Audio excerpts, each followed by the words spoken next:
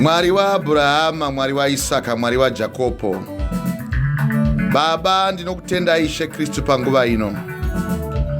Maita enyu Mwari masikati anhasi. Baba, hatidani varotswi, hatidani vavuki, asi tinoziva kuti Mwari takakwana mamuri. Mwari maita henyu masikati anhasi. Ndinokutendai Mwari wangu masikati anhasi. Hativhunzi kuvavuki, hativhunzi kumasvikiro, asi mamuri takakwana. Mwari maita henyu masikati anhasi. Ndinokutendai Mwari. Tinouya pachigaro chemutsa tichitenda nyasha dzenyu dzokumusoro kudenga. Mwari makanaka henyu. Tinovimba nemi Mwari nokuti tinoziva kuti Ishe Kristu ndimi Baba nhovo yedu. Chiko chinonzi Baba chidhoma kwatiri, chii chinganzi Baba muroyi kwatiri. Mwari tinotenda Mweya Mutsvene ndimi Ishe Kristu makatirangarira. Vana vevanhu vanouya pamberi penyu Baba kuuya kuzotsvaga ndangariro nekuropafadzwa nemi. Mwari tinokutendai Baba. Chiko muroyi kwatiri. Tinoziva kuti munhuwo wakatosikwawo naMwari, asi Ishe Kristu ndinokutendai panguva ino. Hakuna chombo chingabudirira Baba chingagadzirwa pamberi pemutendi. Baba ndinokutendai panguva ino. Ndinonamatira nyasha dzekudenga. Mweya Mutsvene udzike uye patiri Baba mutirangarire. Mwari wa Abrahama, Mwari wa Isaka, Mwari wa Jakobo, simba reMweya Mutsvene ndiro randinokumbira panguva ino. Ishe wangu ndimi Baba, ndimi nhovo yedu. Mwari wangu ndimi mugonesi wedu. Ishe wamasimba ndinotenda. Mbiri yeMweya Mutsvene Baba ndo yandinokumbira panguva ino. Ndichitenda Baba vangu, hakuna Baba angapfiga kana Baba muchinge mazarura. Baba tinokutendai Baba. Ndimi munozarura masuo edu, ndimi munoropafadza. Mwari samasimba ndinokutendai Baba. Ndinotenda, ndinokumbira Mweya Mutsvene Baba. Ndava kuda kupupura pamusoro peshoko renyu. Hapana Baba angauya achivhara kana mazarura. Tinoziva Baba kuti Ishe Kristu pamakaropafadza muranda wenyu Baba Mozisi, Faro wakadzora Ishe Kristu ndangariro dzake kuti aparadze muranda wenyu Baba Mozisi, asi Ishe Kristu makamira naye mukamuchengetedza Baba. Baba, isu tiri nhovo yatinoziva kuti ndimi nhovo yedu. Tinotenda Mwari wangu Baba. Apa ndichapupura kuvana venyu pamusoro pemweya wekuuka Baba. Makatendeka muri kumusoro kudenga. Mbiri kumusoro kudenga, rugare ngaruwe pano panyika. Baba, tinoziva kuti Ishe Kristu kunyange pamakabarwa Ishe, tinoziva kuti Herodhi wakadzora nepaigona napo kuti aparadze mweya wenyu, asi Mwari mamakatendeka. Mwari maita yenyu panguva ino. Ndinouya pamberi pechigaro chemutsa ndichitenda nyasha dzenyu Baba. Ndichitenda mbiri yeMweya Mutsvene. Ndinorayira Ishe Kristu mweya yakaipa, mweya yemadzinza, mweya yeung'anga yakabata vana venyu Baba haina simba. Ndinotaura Mweya Mutsvene unobva kudenga. Ndinokumbira simba renyu Baba kuti rive rinorangarira vana venyu Baba. Ndinoziva Mwari wangu kuti Josefa kunyange Baba paakatengeswa nemadzibambo ake, madzikoma ake Baba makava naye. Ivaine vana venyu Baba, madzinza avazvarwa kwaari Baba anovatsikirira, asi imi Mwari ndimi Mwari munovarangarira. Mwari wangu, ndichapupura mashoko makuru, mashoko ekuchengetedza upenyu hwavo, mashoko Baba ekuvadzura mukati mevavuki, mukati mweng'anga. Hapana chombo chingakwirira pavari Baba chikavawana. Mwari wa Abrahama, Mwari wa Isaka, Mwari wa Jakobo Baba, ndimi Mwari mupenyu, ndimi Mwari wa nezuro, ndimi Mwari wa nhasi, ndimi Mwari wa mangwana. Baba, ndinovongangu maita yenyu Mwari. Ndinotenda mbiri yeMweya Mutsvene kutaura kwenyu. Simba renyu Baba ndo randinokumbira. Hatidani varotswi, hatidani vavuki, nokuti Baba tinoziva kuti kwamuri makakwana uye takakwaniswa mamuri Baba. Maita yenyu mbiri kumusoro kudenga, rugare ngaruwanikwe panyika. Ndinotenda mbiri yeMweya Mutsvene chivainesu Baba. Chivhurai Ishe Kristu nzeve dzedu dzemukati nemwoyo yedu Baba ive inogamuchira munotaura Ishe Kristu mushoko renyu pamusoro Baba pekusunungurwa kwatakaitwa nemwoyo wenyu mutsvene kuti zvatine muprista mukuru kwazvo paimba yaJesu. Naizvozvo hama dzangu, ngatisungei kupinda panzvimbo tsvene neropa raJesu nenzira itsva mhenyu yaakativambira iye. Kupinda kwake pachidzidziro chetemberi ndiyo nyama yake, uye zvatine muprista mukuru kwazvo muimba yaMwari, ngatiswedere kwazvo nemwoyo wezvokwadi nekutenda kwakasimba. Mwoyo yedu yasasiwa paana yakaipa nemvura yakanaka. Ngatiswedere kwazvo tipupure. Kupupura kune tari yedu kuti tirege kuzungurutswa nekuti iye wambeni wakapikira wakatendeka. Tirairane tive nerudo nemabasa akanaka. Mwari maita yenyu Baba, ndichanamata ndichapupura vhangeri renyu, vana venyu vagamuchire simba renyu rekumusoro kudenga. Maita Mwari wa Abrahama, Mwari wa Isaka, Mwari wa Jakobo, Mwari kudziwai. Nyasha dzaJesu Kristu, rudo rwaMwari Baba nekuwadzana kwomweya mutsvene ngazvive nemi nekusingaperi. Haleluya. Mama, ndinokushingamidzai madekwana akanaka. Haleluya. Madekwana apostle maswera sei? Masikati akanaka. Ndinokushingamidzai. Maswera zvakadii nhasi zuva rakanaka kudai? Maswera zvakanaka apostle. Tinotenda mbiri yemweya mutsvene, dai Jehovha vanga varopafadzwa, dai Mwari vanga vatiitira zvakanaka. Haleluya. Amen. Praise God. So toda kutenda Mwari, tigotenda simba ravo ivo Mwari vamene vakuitei vatsvene kwazvo. Haleluya. Nemose mauya kuzonzwai shoko raMwari, nhasi tichapupura pamusoro pemweya wekuuka. Haleluya. Amen. Praise God. So toda kutenda Mwari, mbiri yemweya mutsvene izorore patiri, dai nyasha dzaJesu Kristu dzive nesu nekusingaperi. Haleluya. Now ndinoda kutenda mai, tanamata munamato mukuru wokukumbira nyasha dzedenga kuti Mwari vafambe nesu, Mwari vatiitire zvakanaka, uye Mwari wamene vapupurirane nemweya wedu kuti isu tisangane navo, uye zvavari ivo vakauya vakamira pachidzidziro chetemberi yaMwari ndo nyama yavo, uye zvatine muprista mukuru kwazvo muimba yaMwari. Nawo ngatitiswederai nemwoyo wezvokwadi kutenda kwedu kune simba. Mwoyo yedu yasasiwa paana yakaipa, chinosasiwa moyo kwete huma kana gotsi. Ndakakutaurirai, uye ngatichirayiranai semararaina tiri kuita kudai, timutsane moyo kuti tive nerudo nemabasa akanaka, uye tisarega kuvungana sezvinoita vamwe vedu, sezvatinoona zviro kwazvo kuti zuva raswedera rekuuya kwomwanakomana womunhu. VaRoma chapter 1 kubva pavhesi ya19 kusvika pavhesi ya25. Why can't you say amen? Amen. So toda kutenda Mwari, uye tigotenda uvepo hwavo, tigotenda nyasha dzavo dzekumusoro kudenga, tichitendavo ivo vamene vatigonesa kuti tiuye tinzwe shoko rakanaka. Now musoro weshoko wanhasi, mweya wekuuka, izvo tiri kuzvitaura nekuda kuti vanhu vabatwa nemweya iyi kwazvo, uye vari kufudziwa nevavuki kudarika mweya waMwari. Why can't we say amen? So ndima zhinjisisa dzatiri kuda kuti bate, tinokumbira mweya wedu kuti uve unozarurwa, ivo Mwari vamene vatiite vatsvene kwazvo. Rangarirai kuti musoro weshoko mweya wenyika nemweya wamadzinza, uko kumweya yevavuki uku ndo kunobva n'anga zhinji. Nawo ndo kunobva vavuki, ndo kunobva vaya vanenge vachirevera vanhu nhema, vaya vachaita mabasa asakarurama, vanoruma nemeno vasingaisi muromo, vachiti rugare. Haleluya. Muchavawa ndima idzodzo, tichabata ndima iyi zvakatsetseka distinctly. Mwari wamene atigonese, uye mweya mutsvene urangarire nyama dzedu. Haleluya, haleluya. So ndoda kutenda simba ravo Jehovha vatigonesa, uye ndoda kutendawo zvakare iyo nyama yavo yakapinda pachidzidziro chetemberi tsvene kuti tive tinorangarirwa naMwari. Haleluya. So mama, ngatibatei zvedu ndima iyi zvakanaka distinctly. Ndoda kutienda nekukasika kutsamba yemurume anonzi Sauro. Now Sauro ndo murume wakaita mabasa anonyangadza pamberi paMwari, aiswa umambo pamusoro pake. Bhuku yangu inotsanangura ichitiyo akaitwa umambo, asi wakarasika akasagona kumira nekutenda kuna Mwari. Haleluya. Akava murume akarashika kwazvo. Now kurasika kwake nekarasikiro kake, iyo ndima iyi tichaiparidza mangwana, idhimoni rengozi kana kuti dhimoni rekumukira denga. Haleluya. A demon of a dissident, kutomukira denga. So but nhasi titenderei kutinzwe mashoko emweya wekuuka. Now, chii chinonzi kuuka?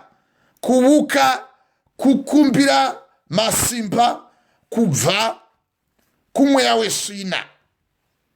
Hallelujah. Amen.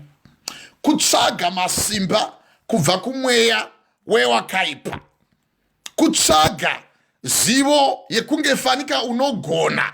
Now, kutoimiteta kana kutevedzera kunge ndizvo isizvisi izvo. Now, ndo mweya wekuukawo. Saka mweya wekuukawo muchamuhwa nhasi. Uye mutenderei kuti uwo mweya uyoyo kana wauya ugone kukushandurai uye mugone kumira pachidzidziro chetemberi yaMwari, ndo nyama yake. Saka mweya unoshandukira Mwari, kana kuti mweya unomukira Mwari simba, kana kuti mweya unotaridza kunge ndewaMwari usi waMwari, uyo ndo mweya wekuukawo. Hakuna mweya waMwari unouya uchitaura zvisizvo zvisiri mumagwaro aMwari. Nokuti mweya waMwari unofana kuuya uchitipupurira zvokwadi yaMwari, kwete yevanhu kana kuti yekufunga. Why can't you say amen? Amen. So, muchaiwa ndimai zvakanaka zvakatsetseka distinctly.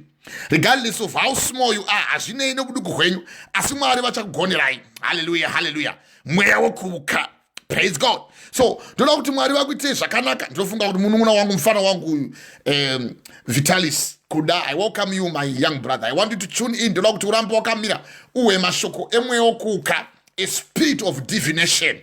Hallelujah. Praise God. Tichaibata ndimai zvakatsetseka distinctly.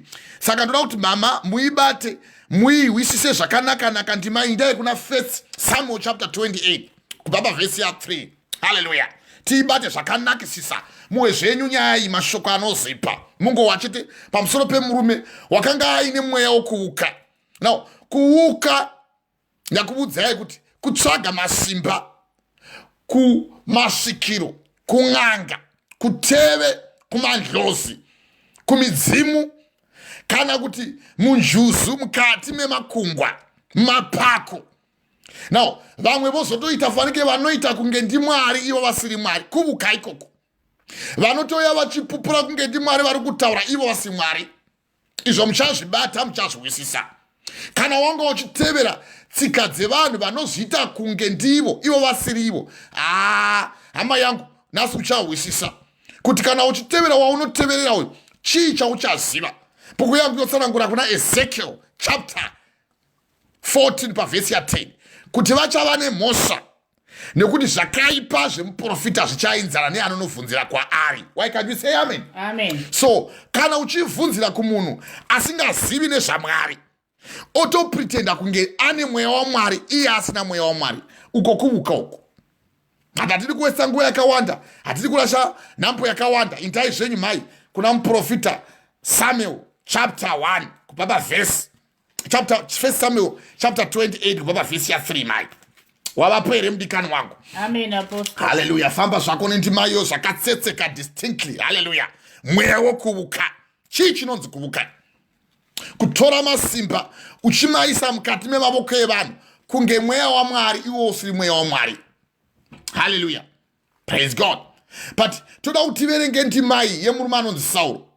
Now tigozoenda kundima yemurume anonzi iye Pauro. Pauro achisangana nemurume waidovukavo, wakatoshandirwavo simba raMwari kunge isimba raMwari si simba raMwari, a spirit of divination. Chiwai verengai mai muwe mashoko anozipa. Rangarirei kuti murume uyu, musati vaverenga zvenyu nyaya, murume uyu wakaita manhu akaipa pamberi paMwari. Now, Mwari vachitaura naye vachimuti, iwe uri mwana wandaropafadza, ndakuita mambo. Pamusoro pazvo ndikakupa simba rokuti iwe uwane mweya wokuprofita. Akagadzwa naSauro kuna 1 Samuel chapter 14. Akanzi, uchasamba asi uchasangana nemapoka anokwana kuita iwo matatu. Mapoka aya usati wasvika kunyika yaunofana kuti usvike, uchatanga kuprofita. Zvikazadziswa saizvozvo, zvikaitwa saizvozvo, now atosvika kumboko, iye ndokugadzwa ndokuita mambo, but ndokupuhwa mabasa aMwari kuti atevere. Now vazhinji vanodovuka vanodotanga vari mukati maMwari vozotopanduka, kureva kuti vozotochinja. Munhu anogona kutanga achinamata so, then kana mweya wokuvuka wasvika manje ava kushandura kubwinya kwaMwari, okufananidza nemunhu anofa neshiri dzinobhururuka nezvine makumbo mana. Now Mwari ndo pamunoona achiti akavaisira kusvina vanhu vakadero avo vakatsinirana zvokwadi yaMwari nenhema, muchitoti izvi ndizvo zvaMwari, izvo zviri zvekuvuka.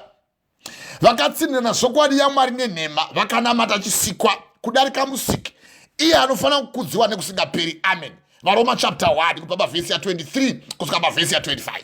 So murume anonzi Sauro watoda kuverenga muchawa nhoroondo yake nokuti ndo watichabata mangwana dhimoni rengozi iro muchariwisisa. But nhasi toda kuti muwisise pamusoro pemweya wekuuka, kuti chii chinonzi kuuka, uye iwowo pauchapedza kuwamharidzwi ugone kududzira kuti wangu wandinotevera ini mufundisi, muvhangeri kana muprofita kana kuti apostori kana kuti bhishopu kana kuti mutariri kana kuti mukuru wenzanga, zvakasiyana siyana. Vamwe vane vakuru venzanga. Now muchivatevera ivavo kuti uchizodudzirawo kuti vane mweya waMwari here kana kuti mweya wekuuka. Haleluya. Nokuti varipo vamwe vakatozama kunge nokuti kuvuka kufananidza kunge ndezvaMwari zvisi zvaMwari. Murume uyu waropafadzwa kuita muprofita wakazotoshanduka ndokuita bope akaita 12 times. Now dziri zhira dzekuda kuuraya murume anonzi Dhavhidha, dhimoni rengozi ramubata randichaparidza mungwana. Asi tati apa titange tabata mweya wekuuka. Handei mai chimbidzikai 1 Samuel chapter 28 pandima ya3. Chimbidzikai zvenyu musoro weshoko. 1 Samuel 28. Hey. Pavhesi ya3 kusvika pa28. Ndo chaiyo mudzimai wangu iyo. Soro shoko ripo. Hey. Sauro unondobvunza mukadzi muvuki. Wazviwisisai? Sauro unondobvunza mukadzi muvuki paEdhori. Na uchava kuvhunza ndechekuti hapakisina mweya waMwari manje. Ndoda kuti muwe naroondo yake zvaakazoita. Na uye kuti wakanga ari munhu wanga apuwa simba. Ndokubva arambwa uko kuna 1 Samuel chapter 15 pavhesi ya19 kusvika pavhesi ya26. Mwari akanda kutuma kuti uite zvaungofanira kuti uite ukandochinja. Now hausiri muduku here pakati peimba yaIsraeri, uri imba yaBhenjamini we. Sauro wakabarwa mumba maBhenjamini kuti Israeri ndiwo Jakobo. Jakobo ndiwo kubara vana vake 12 kubva kuna Rubheni, Simeoni, Levi, Judha, Gad, Dan, Naftali, Isaac, Zabuloni, Joseph na Benjamin. Vose vari 12 iye wakanga abuda pana baba vekupedzisira vanonzi Benjamin. But waitwa mambo wokuti ava anotonga Israeri. Uye umambo hwanga hwaiswa mukati mevaJudha, the 4th generation. Pakazobuda iye gota muchinda werugare anotaugwa kuna Isaiah chapter 11 kuti padudzi kana kuti parudzi rwaJese. Now padavi raJese pachabuda Davi, pamudzi rwaJese pachabuda Davi. Richauya richabereka zvibereko zvakanaka. Pari pachava nemweya mutsvene, mweya wenjere, mweya wamano, now mweya wekunzvenga zvivi, nemweya wakakwana, nemweya wokutya Mwari. Now achauya agosungira rundarira rwake pachiuno kwezvakarurama, rundarira rwake pachirumo chake kwezvakatenderwa, kana kuti zvetarisiro yemberi, hope kana kuti faith. Why can we say amen? Amen. So taakuda kuchiwa manje mweya wokuvukawo kuti wakamira sei chiwai manje. Saka wouya kuzobvunza murume uyu watorashika nokuti 3 years ndo paakatonga nyika yeIsraeri achine mweya waMwari. Mweya waMwari ndokutobva paari. Mukaverenga tsamba ya 1 Samuel chapter 16 pavhesi ya14 inoti mweya waMwari wakabviswa naMwari pana Sauro.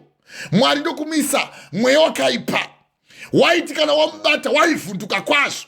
Fanike munhu uya arohwa nezveusiku.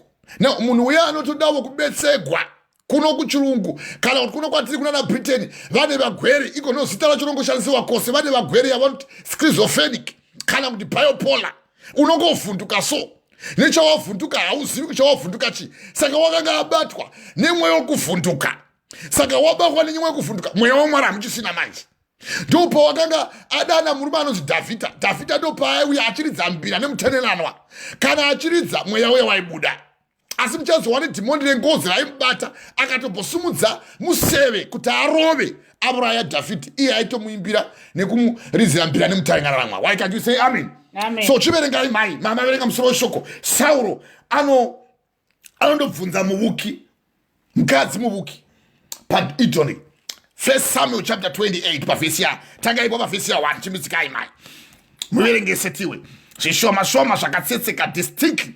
Chirungu chedu chatinotaura kwedu kumasvingo handiziviwo kwenyuwo kuti muchitaura distinctly zvakatsetseka. Haleluya. Fambai mai.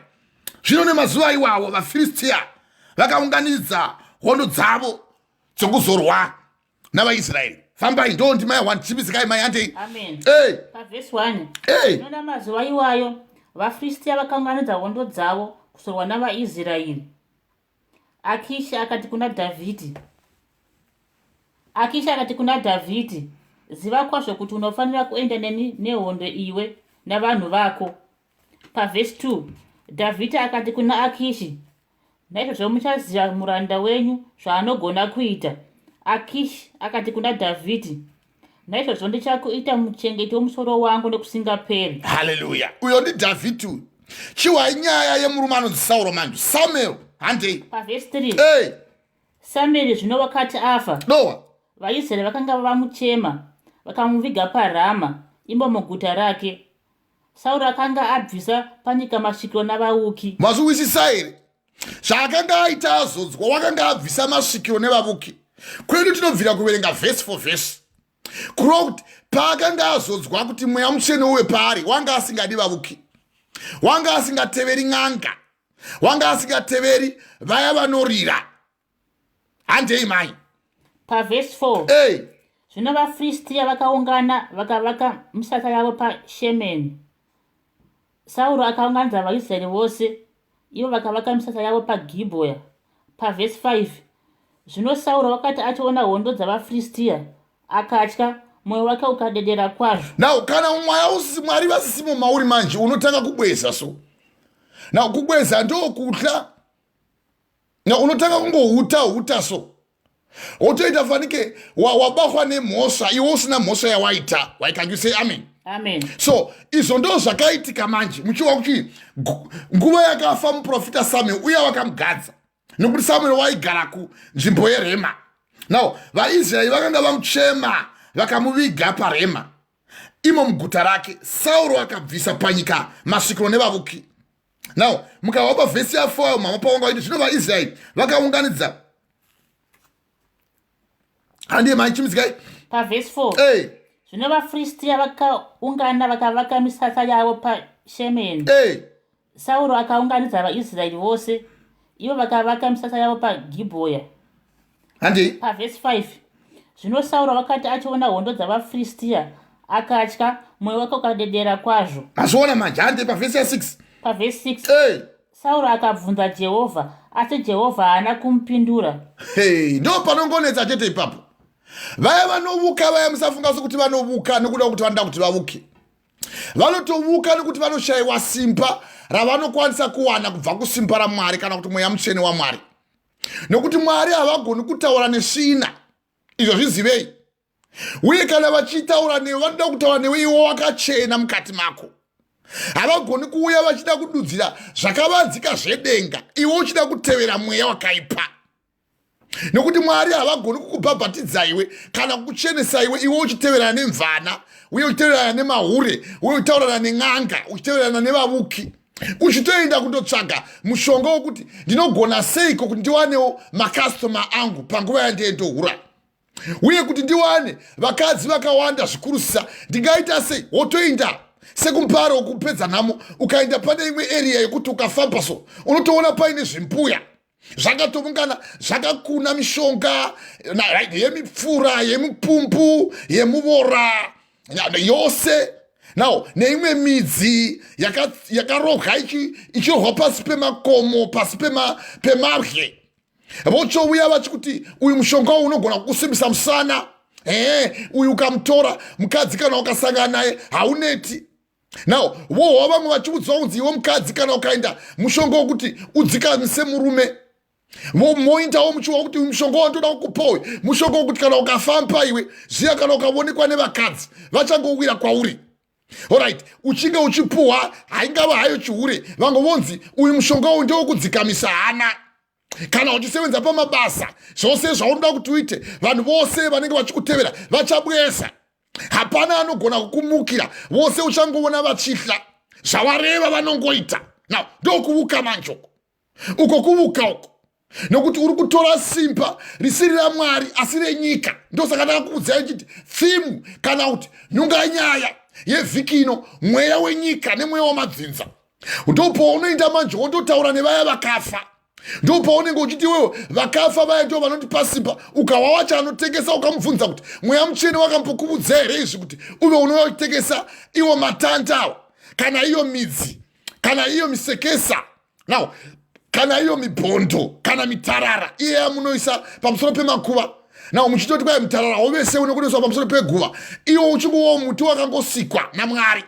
But motoshandura muti wakasikwa naMwari kuti kwai nokuti hauvesewi nekuti unofanira kuti uiswe pamusoro peguva kuvuka uko zvose izvozvo now wakanga atizisa vavuki now nemasvikiro munyika yake ndosaka mavhavuki ichitaura izvozvo kuti nemazuva eSauro zvino wakanga afa Samueri akanga afa vaIsraeri vakamuchema kwazvo vakamuviga kurema Sauro akanga abvisa panyika masvikiro navavuki kureva kuti panguva iyoyo vanga avabvisa Samueri achimupenyu.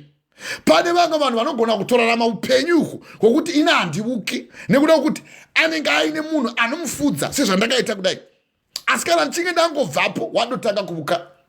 Saka vose vaya vanenge vachinotsvaga mishonga yekusimbisa kana musha now kana muchitora mishonga yekuti ndoda kuita mabhizinisi kana muchitora mishonga yekuti ndoda kutora ndichida kuti zvinhu zvangu zvindifambire. Now takavona imwe documentary mukadzi wangu ndakamutaridza mai Brian ndakavatadza mai Prince mai vangu ava mudzimai wangu nokuti mai vangu zvedo vanonichengeta. Now ndakavataridza imwe nyoka yaitosvisina mari munhu achiita ekuorera achikanda mukati memabhaketi. Mwana wangu ndakamutaridza anopoita seunopenga uyu wokumbao haleluya anoita seunombopenga mwana wangu mai mawewo murukwasha wangu ndomuda kwazvo anoda mari asi mwana wangu handizi kuti anomboita sei. Now zvose izvozvo ndakamutaridza mwana wangu ndakamutaridza ndikati tarisa uone vanhu ava vanenge vachiunganidza mari zinyoka richibudisa mari richitosvisvina mari munhu achiisa mubhaketi. Zvose izvozvo zvichiitiwa vanhu vanenge vachitevera mweya usiri waMwari. Now uyu murume uyu wakanga atoti ini masvikiro handidi vavuki handidi nekuti wanga aziva kuti ini pachangu ndakazodzwa ndikaiswa nyasha pamusoro pangu naMwari. Now izvo zvondirangaridza vhesi iri kuna vaHebrew chapter 6. Now ndichikuudzai kudai toda kuti kana tichinge tibata bhuku kana tivhura mashoko aMwari toda kuti mubate muve munogona kuwisisa kuti shoko raMwari rinouya nekutsinhira zvarinoreva haringouyi rotaura zvisina kutaurwa naMwari.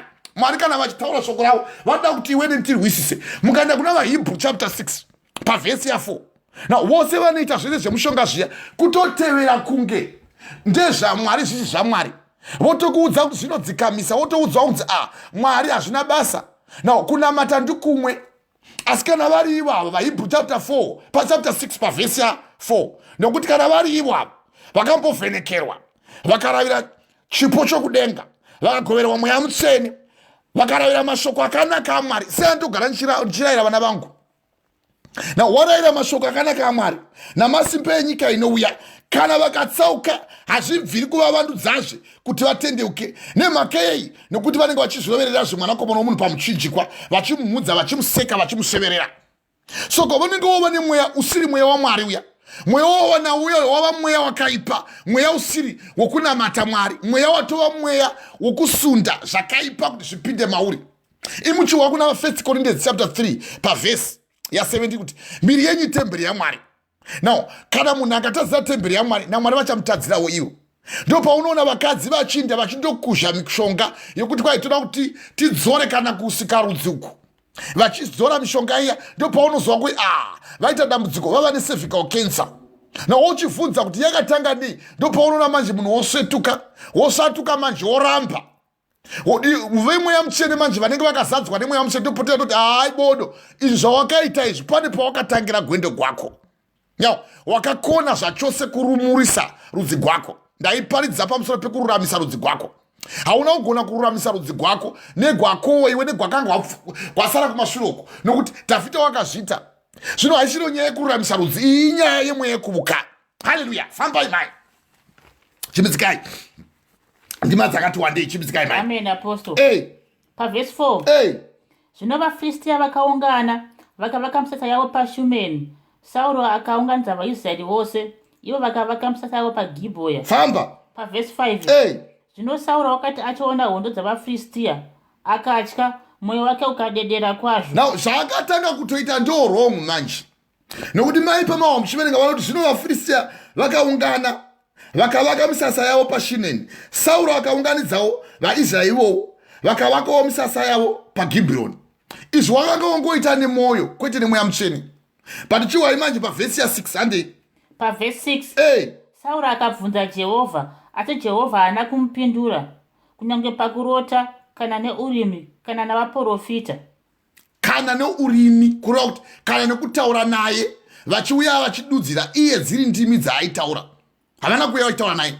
Pakurota wanamata, nokuti kana uri iwe wakatombowa shoko raMwari, kana ukaona rabhamba usafunga sokuti uchagona futi kutaura nemweya mutsvene, nokuti murume uyu wakanga achimbotaura nemweya mutsvene, wanga ari muprofita. Ukawasamira achibheja kuti iwo wakaitwa mukunda paimba yevana vaduku yeimba yevaIsraeri. 1 Samuel chapter 15 pavhesi ya16. Asi Mwari vakakuita mukuru kwazvo kuti uye pamusoro peimba yose yaIsraeri utonge Israeri. Iwe ndokupandukira Mwari. Saka kana wapandukira Mwari, chiwa manje mweya unozoitika unouya pauri, hauchagoni kana kutaura naMwari. Zvose zvaungoita zviya kwadiwa kundorashika. Na watu wakutofanira kutsvaga rimwe simba rokuti uwane chinokubetsera. Ndo panotanga kuvuka. Hande kuti tange tahwisisa kuti chii chinonzi kuvuka. Saka unotanga kurashika nokuti Mwari hauchisimo mauri. Hakuna munhu anovuka ane mweya waMwari. Izvo kunyepa izvo. Fambai manje hande. Saka Sauro akabvunza kuna Jehovha. Jehovha haana kana kumupindura. Kunyange pakurota kana parurimi kana pavaprofita. Vanodontimigwa. Nokuti mweya wawadana kwauri wewe Mwari vanozotumira simba rokuti ukanganise, kuti utende nhema. Kuti kana usina kutenda zvokwadi, wakatenda zvisakarurama ugotongwa. 2 vaTesalonika chapter 2 pavhesi ya11 na 12. Hande mai pavhesi ya7. Pavhesi 7. Ipapo Sauro akati kuvaranda vake, nditsvagirei mukadzi unosvikirwa ndiende kwari ndinomubvunza iye. Waona manje? Hande ifambai mai. Varanda vakati kwaari, tarira kuno mukadzi unosvikirwa paEdhori. Now kana ukange uri munhu anotsvaga vavuki, uri munhu wevavuki, now iwe chero kana kuvanza kuti haudi muvuki, ziva kuti mweya waunenge wanga uchimbori nawo kana wanga uri mweya waMwari, kana mweya waMwari wabva. Nokuti bhuku yangu inotsanangura kuna 1 Samuel chapter 16 pavhesi ya14 kuti mweya waMwari wakabviswa naMwari pana Sauro. Jehovha ndokuisa mweya wakaipa. Saka Mwari kana vangoona kuti iwo washanduka, vanozokutenderedza nevanhu wo vakaipa kuti vakusindirewo kusvina kuti unyadzise miri yako. Iwo unenge wauda kutsindirana zvokwadi yaMwari nenhema. Varoma chapter 1 pavhesi ya23 na 24. Kudarika uchida kunamata zvipuka manje. Now kumweya anofa, kumunhu anofa neshiri dzinobhuruka nezvinokambaira. Saka Mwari vanozokuisira kusvina kuti unyadzise miri yako. Iyi ndikikota kuna vaRoma chapter 1 pavhesi ya21, 22 na 23. Asi muri kuwa kuti iye aona kuti wabvunza. Now kurota hapana chiroto chauya. 2 azobvunza kururimi gwake kuti Mwari vakagona kutaura nendimi, kugova nomwe anodudzira hakuna. Kuvaprofita havachavoni. Muchawa wavaprofita ava kuti kana wange uchivuka, now kana uchivuka Mwari vachabvisa rurimi gwako gwokutaura newe. Izvi zvitozvibata kuna Ezekiel chapter 13. Ibata ndima iyoyo mai nekuchimbidzika mugodzoka. Tibati nekuchimbidzika chiko Ezekiel chapter 13 chimbidzika mai ndakuti ingadai mavhura zvipepa zhinji kudhara ndakuudzai ndima idzodzo. Ezekiel chapter 13. Saka ainda kundobvunzira mweya wakaipa wakanga wadova pari. Kuna kuti wakanga adiva nesimba manje rekuda kunobvunzira mweya usiri waMwari asi mweya wevafi. Now mukaenda kuna Isaiah chapter 8 muchaiverengekwa ndima iyo. Isaiah chapter 8 pavhesi ya19 mavapo here mudzimai wangu kuna Ezekiel chapter 13. Ndoda kuti uverenge pandima ya7 na ndima ya4 kutusvika pandima ya15. Mungo wacheti. Now wotovhunza, nokuti chinoita kuti uvhunze kutobweza nekuhla. Nokuti hauchazivi manje kuti zvandofanira kundichiita ndezvipi. Indai mai verengai zvenyu nokuchimbidzika. Ezekiel chapter 13 kubva pandima ya7 kusvika pandima ya15 chimbidzikai mai. Muprofita Ezekiel 13. Hey, Pavhesi ya 7 kusvika pa13. ndo chai mukadzi wangu iyo. Soro shoko ripo vaprofita venhema vanotukwa. Wazviwisisa manje. Saka iye wanga ari vamuprofita wenhema. Na uku kwava kutukwa manje nekuti hakuchisina chakanaka chava kugona kutaurwa naMwari pari. Kana mama akateerera muchiwamusoro weshoko dai madoti amen nepose pamunenge muchiita ipapo. Kuitira kuti muwisise kuti zvatiri kutaura izvi zvine vavuki vamwe vanozoziva vaprofita ivo vasiri vaprofita. Tandi muchazoziva vaprofita venyu vamunofungidzira kuti vaprofita kuti muprofita wangu ine haaitiri izvi. Haariri here. Now, haarumi nemeno here. Uye haaprofiti zviya zvokuti mai ndavona imi mafa ndavona agomba pamberi penyu. Sekunge iye haafi iye achitongofavo. Saka toda kuti mai muverenge zvakatsetseka vaprofita venhema vanotukwa Ezekiel chapter 13 baba ndima ya 7 kusvika pandima ya 15 chimbidzikai mai. Pavhesi 7. Hey, hamuna kuona zvinonyengera here? famba. Hamuna kutaura kuvuka kwenhema here? Unohwa here?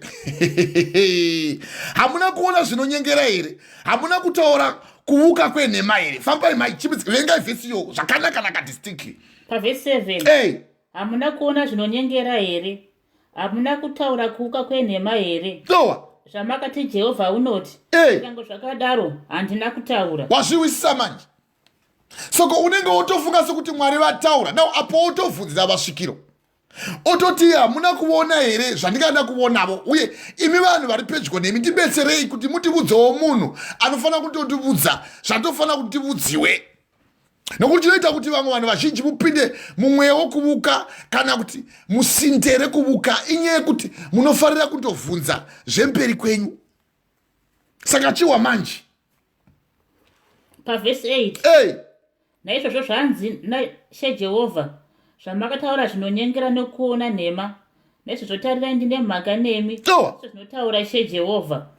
Handei. Pavhesi 9. Hey, ruoko rwangu rucharwa navaprofita vanoona zvinonyengera famba. navanouka nhema. Wazviwisisa manje. Famba. Havangarangani navanhu vangu, havanganyorwe mazita avo parugwaro rweimba yeIsraeri. Havangapindi munyika yeIsraeri. Zvino muchaziva kuti ndini Ishe Jehovha. Kwete ini famba pavhesi ya 10 handei. Pavhesi 10. Nokuti zvirokwazvo nokuti vakanyengera vanhu vangu vachiti rugare, izvo hakuna rugare. Iwo uchitotaurira vanhu kuti muchawana upenyu hwakanaka 2020. Kuna umwe akataura kuSouth Africa uko. Na uyo ndiBushiri uko. Kukai 2020 chava zuva richazipa. Na muchazipigwa. Nyika ichanakidza fani. 2020 ndaona maropafadzwa kwazvo vana vevanhu. Now, vachitaurirwa izvozvo chirega uchiona manje vacho vari kuudziwa ivavo mavoko mudenga.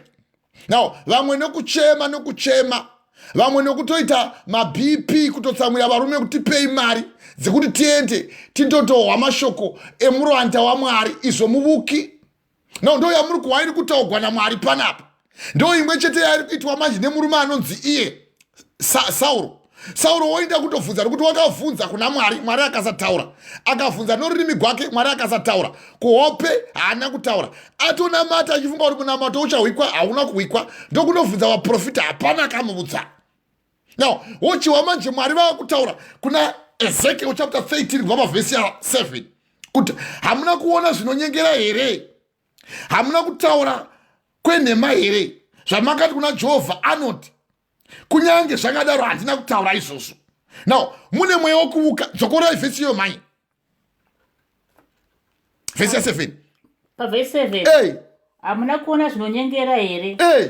Hamuna kutaura kuuka kwenhema here? Uzwisisa here? Kuuka kwenhema so. Now, matauriro enyu vamwe munoziva kuti kana ndichitaura zvisiri izvo zvanzi naMwari ndizvo, idzo dziri nhema, wotoziva kuti kuuka. Kana muchinopfugama muchiita mazana nemazana muchiti kwai Johannesburg Stadium inozara aendi anovona iye achikuudzai nhema zvisingazadziswi naMwari. Mukaenda kuna Jeremiah uku Jeremiah 28 Hananaya Jeremiah nemuprofita wenhema Hananaya otoreva nhema kubva pavhesi ya 1 kusvika pavhesi ya 28 kuti ndanzida Mwari ndikuudzei kuti vana veIsraeri vachadzoswa kunyika yeIsraeri vachibva kunyika yeBhabhironi, Baghdad, kwaSadhamu, kuIraki. Now, avo vachauya mumakore 3 atakatevedzana nawo. kana vauya mumakore 3 vachauya vachidzoswa panzvimbo yavo. Joakimu achauya agotora ushe. Izvo akazvitaura negore 3 vana veIsraeri vapambiwa. Izvo waitotaura nenhema zvamuri kuwa kuchinzi hamuna kutaura zvinonyengerai nekuvuka kwenhema. Zvamakati Jehovha anoti kunyange zvakadaro handina kutaura. Iye achireva nhema so achitovuka pamberi pemuprofita waMwari. Ndosana kuudzai kuti kuvuka, kutaura kana kutsvaga simba rekutaura masimba anonyengedza vanhu asi uchibva kumweya wesvina, kumasvikiro, kuteve, kun'anga, kunjuzu. Nekuti rangarirei kuti kuvuka kwakatanga sei. Mukaenda kuna zvakazarurwa chapter 12, bhuku yanotsanangura kuti farai imi muri kudenga munogarako pavhesi ya 12, asi mune nhamo imi nyika negungwa, nekuti mweya wakaipa wakaburukira pano pasi, wakatsamwa kwazvo. Now kureva kuti akatsamwa kwazvo, iye wakanyengera vana vevanhu pamberi paMwari masikati neusiku. Now akavapomera mhosva pamberi pavo.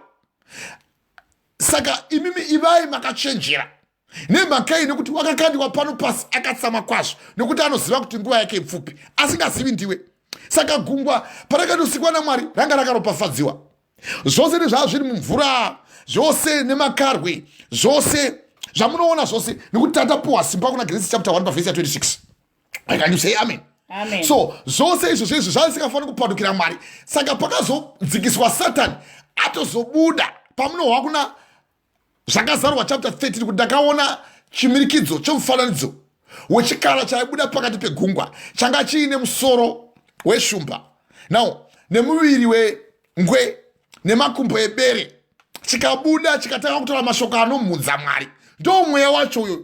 Saka wakauya uine simba nokuti uve unoisawo mweya wakaipa pamusoro pevana vevanhu kuti vatange kuvuka. Handei mai chibitsikai tipedze ndimai, tine ndima dzakati wandei. Haleluya, fambai mai. Saka naizvozvo hamuna kuona here kana kunyengera? Hamuna kuona zvinonyengera here? Hamuna kutaura mashoko ekuvuka here enhema? Zvamakati Jehovha anoti kunyange zvakadaro handina kutaura pavhesi ya 8. Handei naizvozvo zvanzi naJehovha, zvamakataura zvinonyengera nokuona nhema, naizvozvo tarirai ndine mhaka nemi, ndiyo zvotaura Jehovha ishe wenyu. Handiti ndizvo mai? Amen. Handei pavhesi ya 9 chibitsikai. Pavhesi 9. Hey. Ruoko rwangu rucharwa navaprofita vanoona zvinonyengera. Handei. Ruoko rwangu rucharwa navaprofita vanoona zvinonyengera navanovuka nhema. Wazviwisisa manje, nevanovuka nhema. Iwo waunokwira uchitevera, waunokwira uchiti kana tatokuudza so kunzi nemhaka yevadero ingoparidza ivhangeri, hatogoreka ndo vhangeri racho ratiri kuparidza zve. Can you say amen? Amen. Vhangeri racho oda kuti ngoparidza vhangeri nderipi? Iro vhangeri risingagoni kukuti iwo uwe chokwadi, nekuti chokwadi ndio chaunofanira kuziva. John chapter 8 pavhesi ya 32, muchaziva zvokwadi, zvokwadi chakusunungurai muzvivi zvenyu. Saka iwo kana uchiti kwai ngavangoparidza vhangeri, ngavarege kubata vamwe vanhu, kutogoreka kubata zvinotaura vhangeri. Iwo uchiwa kuna Isaiah chapter 8 pavhesi ya 20, toda kuzobata nyaya yekuvuka pavhesi ya 19. Kana dzokerai kumurayiro nezvipupuriro, kana vasingarevi zvinoreva shoko iri, zivai kuti havana chiedza chamangwanani. Chiedza chamangwanani ani? Ndi Jesu. Saka kana uchiti we ngatimboparidza shoko tisingatauri pamusoro pevaprofita vanoreva nhema vachivuka, iwo oti kwai ngavasiyana baba vangu napapa vangu, iwo ndio unopenga iwe, iwo ndio unodi uri muvuki. Ndio saka ndakupai Ezekiel chapter 14 pavhesi ya 10. Ukawa Mwari vachitaura, Ezekiel wakanga aona zvizhinji, nokuti wakanga aona vana vevanhu kuzotogwa kwavo vachiindiswa kunyika yeBhabhironi. Vanga vaoma musoro, vakanzi 70 years munenge muri nhapwa, nokuti mava vavukini. Hamuchanamati Mwari, maakunamata zvifananidzo, ndo kuvuka. Hamuchateveri mutemo wangu une gumi, mava kutotora mitemo yangu kuiita isina basa. Kuna Jacobo chapter 2 pavhesi ya 10, ani nani anodarika mutemo wava nemhosva kune wose. Why can't you say amen? Amen. So vachidarika mutemo ndo pavakatogwa kwanzi mava vavukini. Hamuchanamatini, mava kutonamata zvifananidzo uye maakunamata vanhu, maakutozviumbira vamwari. Ndo saka wakaona Paul achitaura kuna 1 Corinthians chapter 10 kubva pavhesi ya 1 kuti musakanganwa madzitateguru edu, hama dzangu, kuti vakayambuka mugungwa dzvuku, vakapapanidzwa muna Mozisi, vakapapanidzwa mugungwa dzvuku, nao vakadla zvokudla zvemweya zviuta. Now mana ndokuti ndo chii chatodla, ichi chii ndo zvireva mana. Now vakanwa zvokudya zvomweya vakapapatidzwa vakanwa padombo remweya, dombo rakavatevera, dombo rainzi Kristu Jesu. Pavhesi ya5, asi Mwari havana kufara nevazhinji vavo. Nemakei vakaita vavuki, vakamukira Mwari simba. Vototi kuna Aroni, Moses wanonoka ku 40 days ari mukati megomo raMwari Herob. Chitiumbira vomwe Mwari kuti namate vodovuka. Iye ndiye achatiudza kuti kwatinoenda kana kwatinobva kwakanaka tekupi. Panozodzoka Mozisi voti dai wanga watirega zvako, tataramba tiri kunyika yeIjipiti uko kwataikanya zvitina nemate tichipisa nevuhwa. Haleluya, haleluya. Votovuka. Now kana washaiwa Mwari, Mweya Mutsvene kana wabva pauri, wasududuka pauri, wotoziva kuti iwe watsinhira nazvokwadi yaMwari nenhema, ukanamata chisikwa. Now wotonamata mhuka dzine makumbo mana nezvinokambaira. Now Mwari vanokuisira kusvina kuti unyadzise miri yako. Tichaiverenga ndima iyo kuna vaRoma chapter 1 kubva pavhesi ya20 kusvika pavhesi ya25. Zvose izvi uchizviita ndopaunohwa manje kuchinzi imi munotevera vakaipa, ruoko rwangu rucharwa navaprofita vanoona zvinonyengera navaprofita venhema. Handei mai, ruoko rwangu rucharwa navaprofita vanoona zvinonyengera navanouka nhema. dowa havangarangani navanhu vangu. very good. havanganyorwe mazita avo parugwaro rweimba yeIsraeri. Kana kuchinzi kurangana kureva kuti hakuna kuparidzira denga, hakuna kuparidzira vhangeri rekuindisa kuti gehena richakutonga kana ukasatevera. Uye kana ukatevera mashoko aya, vadzidzisei kutevera zvose zvatakakurayirai. Tarirai ndinemi kusvika kumagumo. Matthew chapter 28 pavhesi ya20. Havagoni kurangana nemi nokuti vavuki. Iwe papo uchitoparidzirwa so unotofuta kuti vanorevere chinyi, kuna vanoreva wangu. Uyo ndewako uyo, hakuna waMwari. Kana uchiona asingarangani newe, shoko rinokuindisa kudenga, ziva kuti muvuki zviri kutaura shoko raMwari. Naizvozvo zvanzi naIshe Jehovha, zvavasingatauri zvinonyengera nokuona vachivuka nhema. Naizvozvo tarirai, ndine mhaka navo, ndo zvinotaura Ishe Jehovha. Handei chiwai mai, handei fibidzikai, handei pavhesi 9. ruoko rwangu ruchava navaprofita dowa vanoona. Ruoko rwangu rucharwa, verengai zviripo, kwete ruchava, verengai zviripo, rucharwa. My hand would fight. Read what is there. Kana muchiverenga zvisiri izvo mai, ndinoibata ini. Hatidi kuti muverenge nhema kuti vagozoti nemiwo muri muvuki kana ndiri muvuki. Ini handisi muvuki, ndakarumugwa munyika, ndiri muranda waMwari. Why can't you say amen? Amen. Imi hamusi muvuki, imi muri mukadzi wemuranda waMwari. Haleluya. Amen. Ruoko rwangu rucharwa, verengai zviripo. Hande ruoko rwangu rucharwa navaprofita vanoona nekunyengera. very good. Navanouka nhema. Wazviwisa manje. havangarangani navanhu vangu, havanganyorwe mazita avo parugwaro rweimba yeIsraeri. Now rugwaro rweimba yeIsraeri ndo kutongwa. Kana tichikutaura nyaya yekutongwa, tichikuudzai kuna Daniel chapter 7 pavhesi ya9 kuti ndakaona now mukweguru wakakura kudarika makore ake akagara pachigaro cheushe. Now nguo dzake dzakachena semazaya echando, musoro wake wakachena semakushe egwayana. Akagara pachigaro chake paine moto, moto waibuda kwazvo uchipfuta pachigaro chake. Now makumbo ake paine murazvo wemoto. Haleluya, praise God. Tinoda kuti muverenge chaizvo mai, muverenge zvakanakisa zvinoita kuti tive vanhu vanozivisa kuti tiri kuparidza pamusoro penyaya yekuvuka. Vanhu vanofanira kubata ndima zvakanaka-naka. Munhu anozodzokorowa kuti zvamataura handizvo. Zvino ndakamedza rugwaro uku sezvakaita Ezekiel, ndikagwisa muromo mangu, ndikagudla kugazipa seutsi, seuchi hunozipa so. Ezekiel chapter 3 pavhesi ya2. Chipidzikai, muverengai, chipidzikai. Havangapindi munyika yeIsraeri. Very good. Handei zvino muchaziva kuti ndini Ishe Jehovha. kwete ini. Pavhesi ya10. Handei chipidzikai. Pavhesi 10. Nokuti zvirokwazvo nokuti vakanyengera vanhu vangu, vachiti rugaro, izvo hakuna rugare. Kana wavaka rusvingo, tarira, vanovuka nosuko. very good. Izvo hakuna rugare, kana vavaka rusvingo, tarira, vanovuka, vanodini? Vanouwa nosuko. Very good. Pavhesi 13, pavhesi 11. Chiudza ava vanoruwa nosuko kuti ruchakoromoka, mvura ichauya ichanaya kwazvo. Nemimabwe makuru emvura mabwe. ine mabwe makuru echimvura mabwe ringa zviripo. Chiudza avo vanovuka nesuko kuti ruchakoromoka, mvura ichanaya kwazvo ine mabwe makuru echimvura mabwe.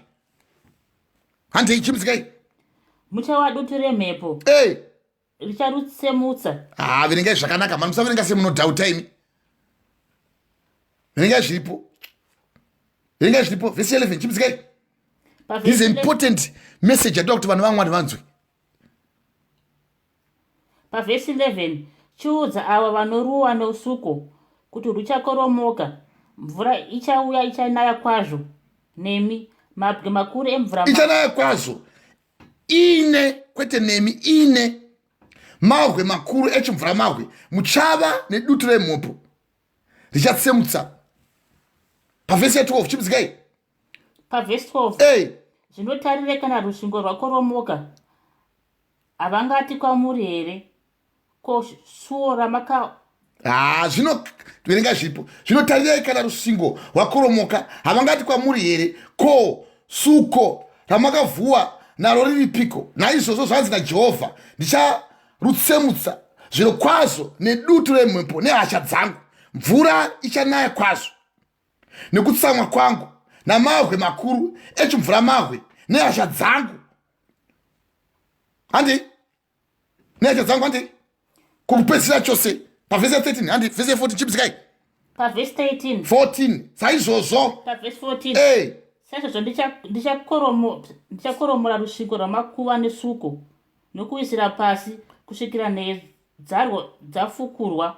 Ruchakoromoka nemi, muchapedzwa mukati marwo, ndizvo muchaziva kuti ndini Jehovha. Pavhesi 15 saizvozvo ndichapedza hasha dzangu parusvingo nepamusoro pevakavhuwa seuko. Ndichaita kwamuri rusvingo haruchipo.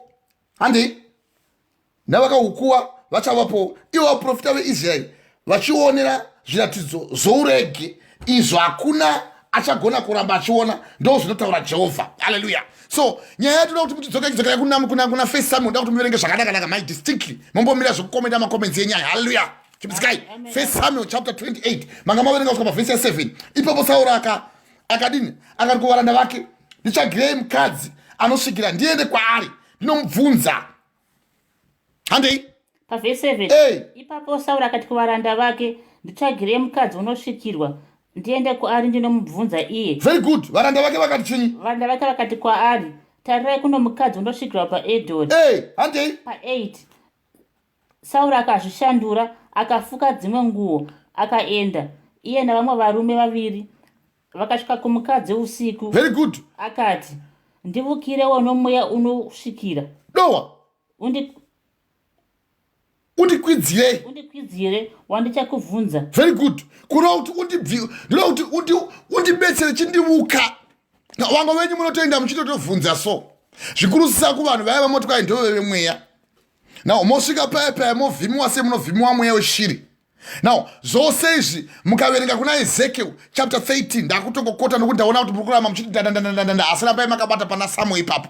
Now mukaenda kuna Ezekiel chapter 13 aida kundobvunza kumasvikiroko kumuvuki oti chindiitirawo chindikwidzirawo wandichakuudza. Mukadzi akati kwaari, tarirai, unoziva zvakaitika kuna Sauro kuti wakaparadza masvikiro navavuki panyika. Unotiitireiko upenyu hwangu undiuraye? Iwai verengai vhesiyo chimzikai pavhesi 9. Pavhesi 9 mukadzi akati kwaari, tarira, unoziva zvakaitwa naSauro. Kuti unoziva zvakaitwa naSauro iwe kuti wakaparadza masvikiro navavuki panyika. Handei unoitireiko upenyu hwangu ndiurawe. Very good. Kuti unouya kuzobvunza kwandiri iwe wakahwa kuti Sauro wakauya akati handidi kuona vavuki. Vamamuchiwa muchiverenga kuna First Samuel chapter 28 pavhesi 3 kuti Samuel zvino wakati afa, vaIsraeri vakanga vachema, vakamuchema vakamuviga parema imo muguta rake. Sauro akanga abvisa panyika masvikiro nevavuki. Saka pamakuhwa manje, pamaukota manje, ndo pavhesi 9 mukadzi akati kwaari, tarira, unoziva zvakaitwa naSauro kuti wakaparadza masvikiro navavuki panyika. Unoitireiko upenyu hwangu kuti ndiurawe? Now iye achienda mukahwa pavhesi 8 kuti Sauro akazvishandura, akafuka dzimwe nguo, akaenda iye nevamwe varume vaviri vakasvika kumukadzi usiku, akati kwaari, ndiukirevo nomweya unosvikira, undikwidzirewo wandichakuudza. Nakurewo kuti vose vanoenda kana kutovhunza usiku, vaya vamunoona vanenge vachitovhunza masvikiro nen'anga, anotoenda usiku. Vamwe vonobvisiwa nguvo. Nao vabvisiwa nguvo, vazhinji venyu ndo pamunonzi chipinda mudziva. Nao mapinda mudziva, pamwe murume hapo. Nao wosvitswa mudziva muya mune nhope. Okay, fine. Wosvika wonzi hai, ndoda kuti munyudze musoro wenyu usiku. Nokuti vose vanoita mabasa akaipa, vanoita usiku. Hakuna munhu anoita zvinhu zvakachena masikati kana ari iye wakaipa. Vose vanoroya vaya vaya vanofamba usiku. Nao vanotoita zvoun'anga izvi, unotoona ngane machira matema. Kana ukatopinda pamwe nejira jena munotogona kunetsana. Wozowakana vamwe vanotovuka kana vanga vavo kana venguvo chena nevamwe venguvo tsvuku idzi. Ndakaona imwe hatingatoti idhami nokuti ndozvavanoita venguvo tsvuku, kuti naiwe Mikaeri, tinoziva kuti Mwari ndimi makambogadzira vatumwa vehondo, nokuti Mikaeri mutumwa vehondo. Kana ari mutumwa vehondo haana kuuya kuzoparadza vanhu, wakauya kuzodzikinura vanhu. Now inonzi hondo yaMwari kudzikinura vanhu. Kana yava hondo yekutongwa ndo inouya kuzoparadza vanhu. Panguva ino vanhu vachiri kuudziwa shungu naMwari dzokuti vanhu vave vanotendeuka. Hakuna Mwari anouya achizvipesanisa kuuya achiparidza mharidzo isiriyo. Saka uyu Sauro wachienda kutobvunza, wakatoenda usiku, uye achiziva kuti kana ndikafamba usiku hapana anondiona, ndichaenda zvokutonyangira, uye ndichafamba vanhu vasingazivi. Saka achienda kuna 1 Samuel chapter 28 pavhesi ya 8, Sauro akashandura akafuka dzimwe nguo, akaenda aine vamwe varume vaviri, akasvika kumukadzi uyu usiku akati, ndiukirevo, chindiitira wamwe Mwari. Rangarirei kuti wanga ari muprofita uyu. Zvandandichikuudzei kuti vazhinji venyu munopesa mava vavuki, matoshanduka, mava vanhu vaya vanotofamba vachitovhunza n'anga. Yandanchikukoterai kuna vaHebrew chapter 6 pavhesi ya 4, kana vari ivavo vakambovhenekerwa, vakaravira chipo chekudenga, vagamuchira mweya mutsvene, kana vakaravira mashoko enyika inozouya, kana vakatsauka, hazvigoni kuti muvavandudzezve kuti vagone kutendeuka. Wanga wotonetsa murume anonzi Sauro uyu, nokuti wanga vadi vane simba manje riya redhimoni rengozi ranichaparidza mangwana. Wanga unoona sekuti kutovhunzira kune vaya vakafa. Now mukaenda kuna Isaiah chapter 8 pavhesi ya 19, kana vakati kwamuri, indai munobvunzira kun'anga. Now nevavuki vanoriya nekuita seveseve, vaya vanoti resigner Gabriel mambo makanaka. Now vachiti done for the ark, vachireva chirungu chenhema. No, vachitorira. Kana vakadzi imimi, endai munobvunzira kun'anga nevavuki vanorira nekuita seveseve. Iverengei ndima iyoyo mudzoke pana 1 Samuel, ndima iyoyo pana Isaiah chapter 8 pavhesi ya 19, ndokuti miverenge zvakatsetseka nai, musaverenga muchigaka. Haleluya, musikaseti yarumwa mukadzi wangu, unosiverenga mashoko edenga. Atoda kuti vanhu vatendeuke, vabve mukuvuka uko, uye vazive kuti kana watanga kuvuka mweya waMwari hapuchina. Uye haugoni kuti uye uchinamata uchitinyepera kuti unoverenga shoko raMwari iwe wovuka. Nokuti mahwa kuchinziko murume anonzi Sauro uyu wakatotanga kwazvo kutovhunza kuna Mwari kuna 1 Samuel chapter 28 pavhesi ya 6. Sauro akabvunza kuna Jehovha, asi Jehovha haana kumupindura. Vaya vanovuka vaya vaya mweya waMwari hamuna. Vanotobhoteya kuti ndlozi ripototaura naMwari, vataure kuti mweya wavo utaura naMwari, Mwari woti handiiti izvozvo, nokuti vakatoizigwa kusvina. Haleluya. Verengai mai Isaiah chapter 8 pavhesi ya 19 chipidzikai. Mungadai maisa zvipepa zvenyu ipapo nechikare. Chapter 8 pavhesi ya 19. Saka wakanga utobvunza kuna Mwari, Mwari vakati nada, kuramba pachiputukezi. Asi Jehovha wana kumupindura. Wabvunza kuna Jehovha, kunyange akarota hope, kukurota chaiko hana chakapuwa. Now nerurimi chaiko achitonamata kuti dzimwe nguva kandikachema nemisodzi kuti Mwari vangandiwa, Mwari vakaramba. Now akatobvunza vaprofita vakavhagwa. Zvakaitika kuna 1 Kings chapter 22 pavhesi ya 18, Micah akazvitaridziwa. Kana Mwari vatoona kuti unonetsa iwe unoda kutevera vavuki. Now 1, murume anonzi Ahabu wakanetsa. 1, wakatora munda waNabhoti. 2, atora munda waNabhoti ndobva andoroora Jezebel urere makoko. Now chitopota yanga iri n'anga, nokuti pani chiti hure wakada kutozomboti Jehu apinde maari. Jehu akati wisai mukadzi uyu, akawa akatsemuka. Now akadyiwa nemhuka kukasiyiwa zvanza nemakumbo, zvanza ndo mavoko. Alright, ndokubva atora iye Jezebel wakauya navamwari vake vavuki vaBhaari, akati ndoda kuti ivo vave vanokubetsera kutonga. Na mweya wakaipa ukava pari akatanga kudzinganisana nemuranda waMwari now wainzi Elijah. Izvo zvose zvichiitika chechi 4 Mwari akati enough is enough, zvatokwana, enough is enough. Mwari vakagara dare uku nevatumwa vavo kudenga. Now upenyu hwako hunogagwa kudenga uku watonetsa iwe, dhimoni rengozi ravo pauri ucharehwa richiriparidza pamusoro pemunhu anonzi Sauro, nokuti wanga adiwa nedhimoni rengozi paangoita izvi. Wanga unodzinganisana nemwana Dhavhidha akazama kumuuraya 12 times, Mwari vachibvisa 12 times. Kuti atodini Mwari vakati hauya uurayi, ukutodini Mwari akati haubati. Now kutotanga kutokanda museve paari kuti ave anouraya Dhavhidha. 1 Samuel chapter 18 pavhesi 11. Iye akanga ari yaimuridzira mbira nemagakana kuti mweya wasvina ubude, Mwari vakamusutunura. Now akatoita mukuru wemauto wezuru achida kuti amuuraye. 1 Samuel chapter 18 pavhesi 13. Mwari akati uyu haumugoni. Now akatoti kuna Merabu, ndoda kuti ndikupe Dhavhidha now kuti ainde anorwa pamberi pehondo. 1 Samuel chapter 18 pavhesi 17. Mwari vakaramba zvose izvozvo, akamupa mwanasikana wake wainzi Micah, kuti Micah dzimwe nguva kana amupa aizomunyengera kuti iye Dhavhidhi wafa. Iri dhimoni rengozi. 1 Samuel chapter 18 pavhesi 20. Mwari vakamuchengetedza. Now akatoti kumwanakomana wake Jonathan, iye Sauro watiri kutaura uyu wokutovuka.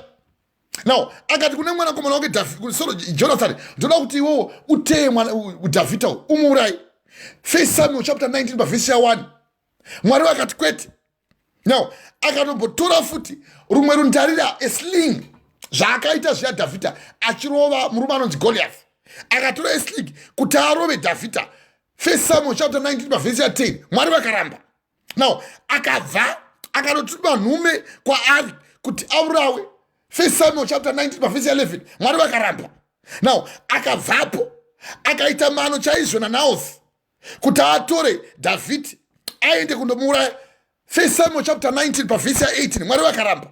Zvose izvi akatozgere akandirawo mwanakomana wake iye Sauro Jonathan fumo kuti amuuraye, nekuti wakanga achiti iye ari kudzivisa rufu pamusoro pemwana wake Dhavhidha, mwana waJudha, nekuti wanga ari mwana wake, nekuti vakanga vari padzinde raJakobo. 1 Samuel chapter 20 pavhesi 33. Mwari vakamuchengetedza. Now zvose kudzimara atouraya kana Ahimeleki wakanga ari mupristi, dhimoni rengozi, nokuti ramubata kana ratokubata dhimoni rengozi, dhimoni rekupandukira denga, unova muvukiso, kupandukira denga wauka Ahimeleki. 1 Samuel chapter 22. Mwari vakamudzivirira. Zvose izvozvo nevaprofita vose vakaunganidza. 1 Samuel chapter 18 pavhesi 24. Mwari vakaramba. Zvose zvichikupanisa kuti uwe unohwisisa kuti chii chinonzi kuvuka, uye kuti kana uchinzi unovuka unenge uchiitei, uye unoenda nguva uye wakaita sei, unenge uchitonyangira so. Hautodi kuzikamwa kana zvazvakanaka wakadii kutora vanhu vakuru. Akati uyai pano, ndoda kuti mutibetserewo, mutiudze zvichazoitika pamberi pangu, uye mutibetserewo nekuti Mwari havachatauri neni. Kuti 1 Samuel chapter 28 pavhesi 6. wakati iye avata akazama kunyengetera kuti awo anotaura Mwari anotaura chii, Mwari haana kutaura naye. Akati nerurimi rwake achinyengetera, Mwari haana kutaura naye. Nekurota haana kutaura naye. Kuvaprofita haana kutaura naye. Akati too late, rega ndichitora manje varume vaviri ndiende navo ndinovhunza kumukadzi anovuka uku. Saka ndopoonawo kuchinzi mukadzi akati kwaari pavhesi 9, tarira, unoziva iwe kuti Sauro, nekuti wanga azvishandura, watopfeka nguvo dzisiridzo kuti asaonekwa.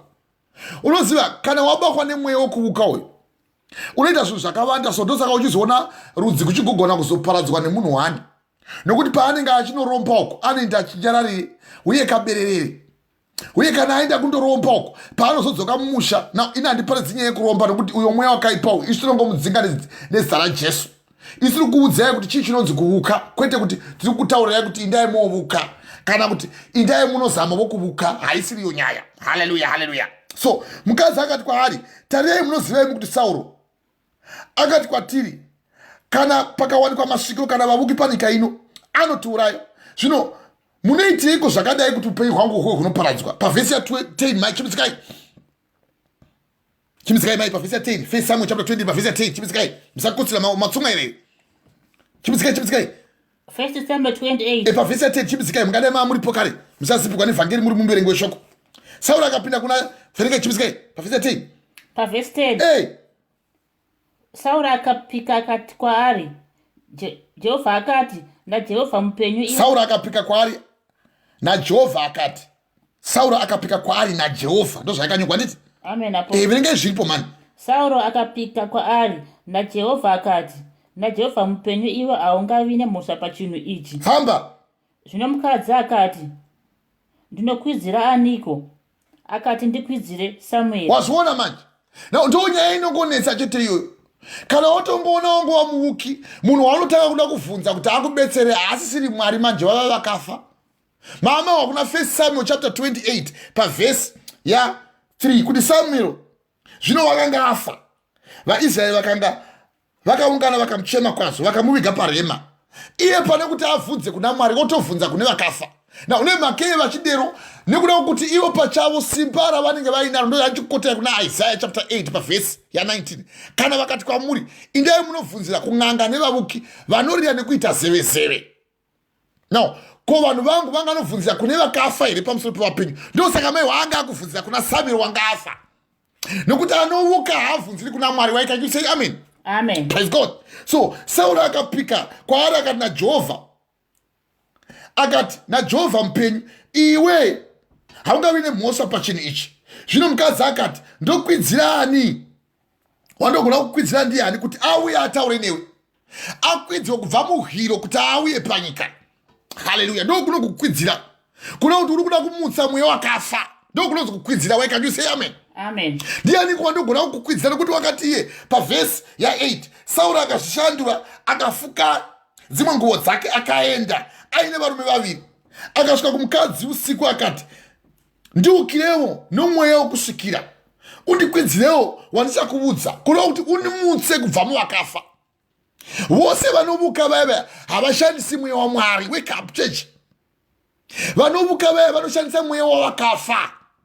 Havashandisi mweya waMwari zvachose. Vanoshandisa madlozi, masvikiro, vakafa. Vamunohwa kuna muparidzi uku chapter 9 pavhesi ya 4. Muparidzi achitaura pamusoro pevanhu vanobvunzira kun'anga nevavuki vakafa vanorira nekuita seveseve. Ndo vavanobvunzira ivo havabvunziri kuna Mwari vapenyu. Kana chikuti isusu chenjerai, mweya wakaipa wakaburikira pano pasi wakatsama kwazvo. Nokuti anoziva kuti nguva yake ipfupi, asingazivi ndiwe. Iye anotoziva ende anoda kuti vose vakaipa vava vanoparadzwa uye vashayiwe zororo mupenyu usingaperi. Why can you say amen? Amen. So ukawa kuna muparidzi uku, muparidzi chapter 9 pavhesi ya 5 pamusoro pevavuki. Pamusoro pevanenge vafa. Iye muchiwa achitiye chinimutsira uyo wakafa. Hallelujah, hallelujah. Praise God. Tauda kuti tipedza musoro weshoko tigoenda nekuti wanga abvunzira kune vakafa. Toda kuti zitobata futi pane vangu vakanga vaine mweya wekuuka. Nekuti vhangeri rikangobata kuOld Testament tikasabata New Testament vanhu havazwisisi. Vandofunga sokuti zvaingoitwa kuOld Testament vairarama nemurawo. Kana kuNew Testament vakauya kwavavukivo. Hallelujah, hallelujah. Praise God. Mukaenda kuna muparidzi chapter 9 pavhesi ya 4 inokuudza ichitiwo nokuti kana munhu achiri pakati pevapenyu ane chinhu chaangatarirwa uye ane chinhu chaanogona kunzi aite. Nemhaka nekuti mhaka menyu inofura shumba yakafa. Rumhaka gokaonda ukagutsikwa mukhwe kudai gokuruma. Asi kana riri zishumba chero rikaita zibumbu rakakura zvakadi ukagara pamusoro paro harina zvarinoita. Saka uyo waida kumutsira wosauro wanga adozorora kumirira kumuka kwavapenyu. Wotonetsa. Mutumwa waMwari wanga aiswa panyika wakanga abarwa nechirikadzi yainzi Hana. Ndo mwana wainge ari waHana. Wototi chimutsira iye kuti auye ataure neni. Muchiwa uchinziye imbwa menyu inofura shumba yakafa nokuti vapenyu vanoziva havo kuti vachafa. Asi vakafa havana chavanoziva. Kunyange mubayiro havachina nokuti havacharangarirwisve. Nemhaka rudo rwavo noruvengo rwavo negoda ravo zvakangovo zvapera hazvo. Havachina mugove nekusingaperi pane zvose zvinowanikwa pasi pano pezuva. Why can't you say amen? Amen. So uyo wongobvunza uyo haachazivi kuti uyo ari kubvunzira Samuel wandopedza gwake. Wandomirira kumuka kuvakafa nokuti chamuona Samuel kana taakuita nhunga makore.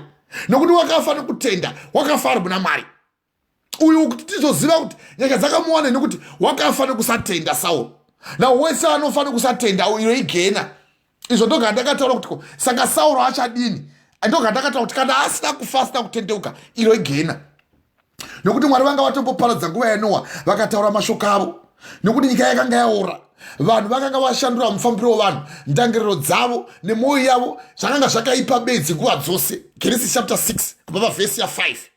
Saka Mwari vakanga vatodzidzisa dzidziso yakanaka murume Sauro asati auyawo. Saka Sauro haafani kuwana excuse, nokuti mharidzi yakatomboitwa kumashure iye ndokuuya ndokuvuka.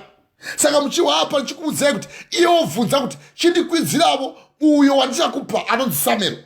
Now achimukwidzira kuti amutsire simba kune uyo mupenyu. Imuchiwa kuna Isaiah chapter 8 pavhesi ya19 kuti kana vakati kwamuri indai munobvunzira kun'anga nevavuki. Now masvikiro, medium spirits, unfamiliar spirits, ndimi vechirungu moti kwai vavuki chi, unfamiliar spirits, masvikiro, mandlozi. Now vanorova magagada aya vachitenda nhema, vachisuta bute kana mudombo, vochiti kwai tosuta fodhla nokuti ndo inoita kundisvike. Womubvunza kuti fodhla makaiwana kupi, woti kwai ndoiziva nokuti ndoiri mamunda mangu. Now dzinde kana kuti mudzi kana kuti seed yefodhla inobva kuAmerica kuVirginia Tobacco, ndokwainobvako, kana kuTurkey kuno kwatiri kuEurope, ini ndiri muno Manchester kuEngland. Ndichitokuparidzai neshona kudai motorega kutendeuka nekutiza mukuvuka ikoko. Motofamba usiku muchindobvunzira sezvakaita Sauro achifamba nevarume vake vaviri kutobvunzira usiku kuti zviro kwazvo ndiukirevo. Pavhesi ya8 ndiukirevo nomweya womasvikiro, nokuti chinovuka isvikiro. Ndosaka mawa Isaiah chapter 8 pavhesi ya19 kuti kana vakati kwamuri indai munobvunzira kun'anga nevavuki. Now kana anodovuka vanorira nekuita zevezeve. Now anotorira uye achitoti resigner, uyo muvuki uyo tichaibata ndima iyo tabva panapa kupedza nyaya yaSauro tigoibata kuna Ezekiel chapter 13 kubva pavhesi ya18 kusvika pavhesi ya23. Muchaiwa vamwe muchindimi vaya vanenge vachiita mweya waMwari, nokuti munhu wese anouya achiita fanike anoshandisa mweya waMwari asikabisira asingatauri zvinoreva shoko raMwari muvuki, nokuti Mwari haagoni kuzvishandura. Haagoni kuuya achikupai simba rokuti teverai zvimwe musatevera. Vadero Mwari will never contradict himself. Imi ndimungandozvikontradikta kwete ivo, ndimungogona kuzozvivhiringidza ivo havazvivhiringidzi Mwari. Saka chiwa manje pamusoro pemurume handida kuti ivhuraiko kuti tiri pana Samuel, muchazoenda kuna Ezekiel ikoko tichiri pana Samuel.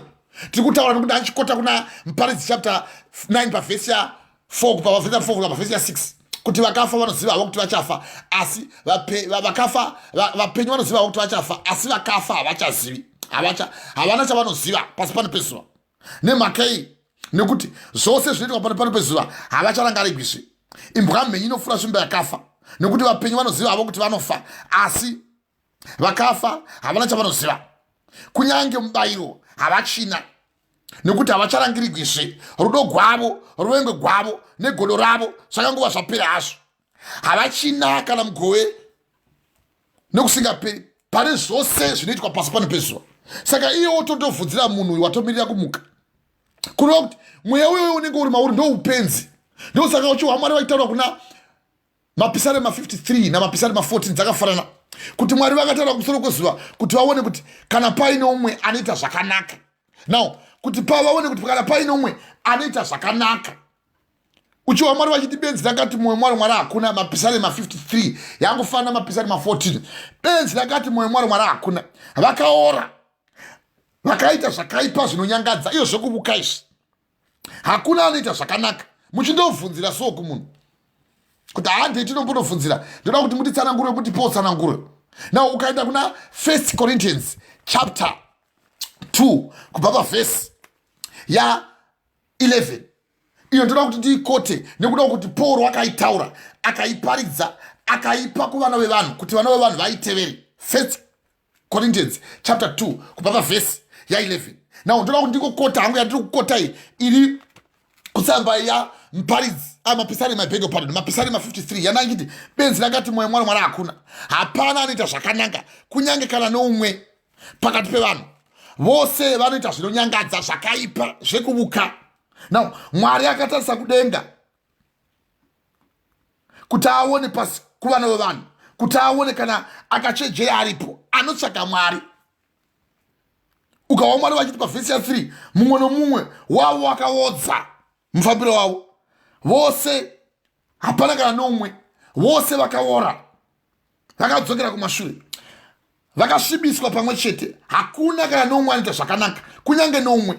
Ko vaitive zvakaipa havana zivo here? Ivo vanodla vanhu sevanodla chingwa vasingatsvagi kudana kuna Mwari. Why can't you say amen? Amen. So yandiri kukotera iyo kuti unenge wondobvunzira manje sebenzi raakundobvunzira uko murume anonzi Sauro pamusoro pevakafa. Yandiri kuudzira kuti havacharangarigwizve, havachina kana mugove pane zvose zvinoitwa pasi pano pezuva. Saka anouya achikubetsera seiro bhaibheri chidero voti kwai paridzai mhani bhaibheri, paridzai shoko. Iwo shoko raunoda nderipiko?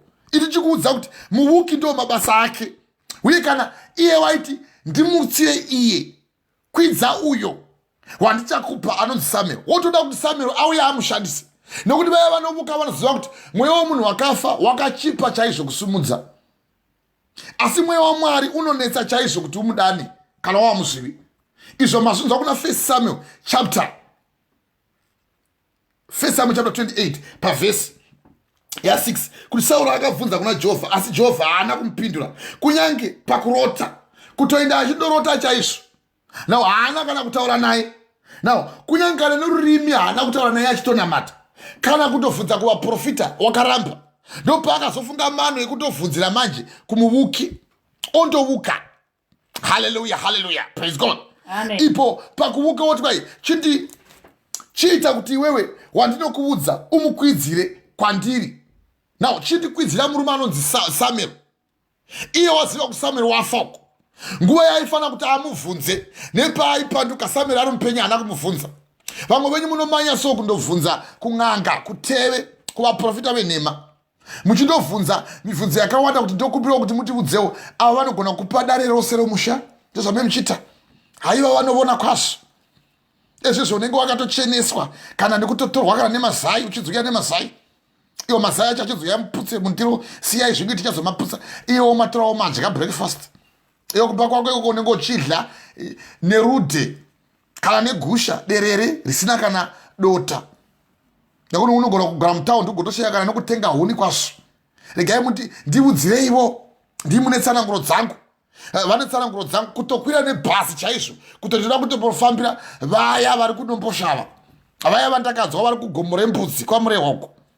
Ndokunowanzokwira vaprofita venguo chena nenguo tsvuku. Ndakatombokwirako ndichionamata Mwari ndikasangana vakatiza kwazvo vazhinji. Nzai mukadzi wangu. Amen. Vakatiza vakati chiso chako chinopenya, hatigoni kuwana simba kwauri. Ndikati munovhima vanhu semunovhima mweya yeshirimi. Munoregere kuparidza vhangeri raMwari.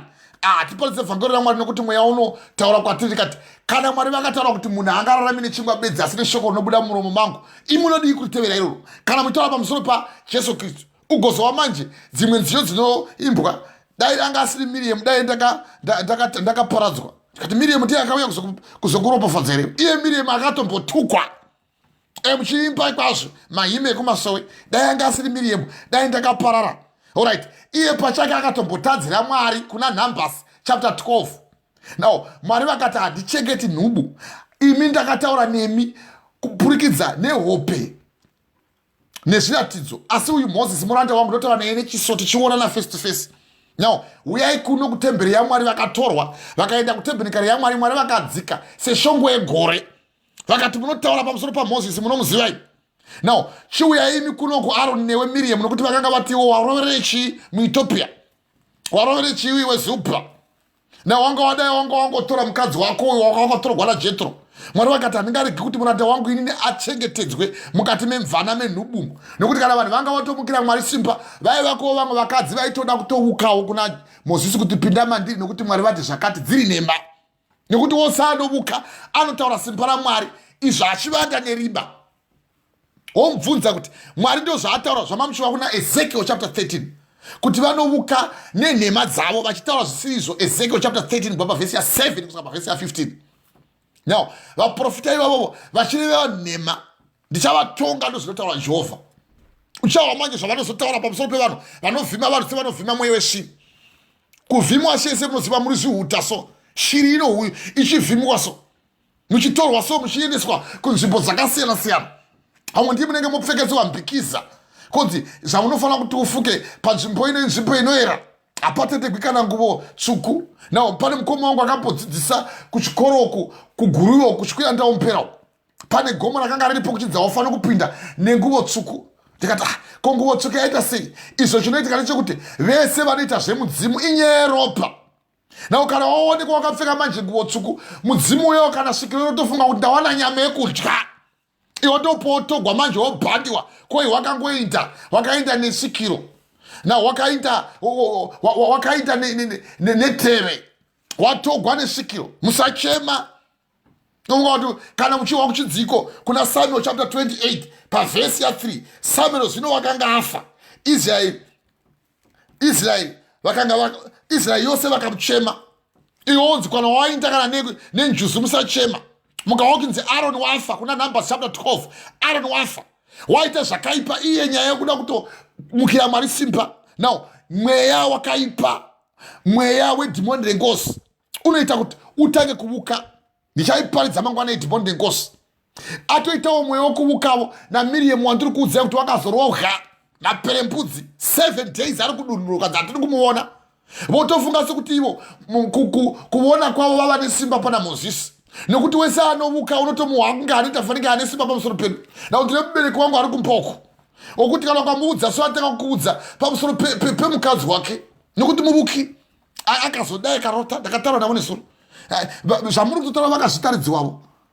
Chimuvunza kuti chienderai kumberi nezvavakataridziwa nezvamufanira kuti muite duku manje. Nokuti wese anovuka ane mweya wokumukira Mwari simba. Ezekiel chapter 3 pavhesi ya 7.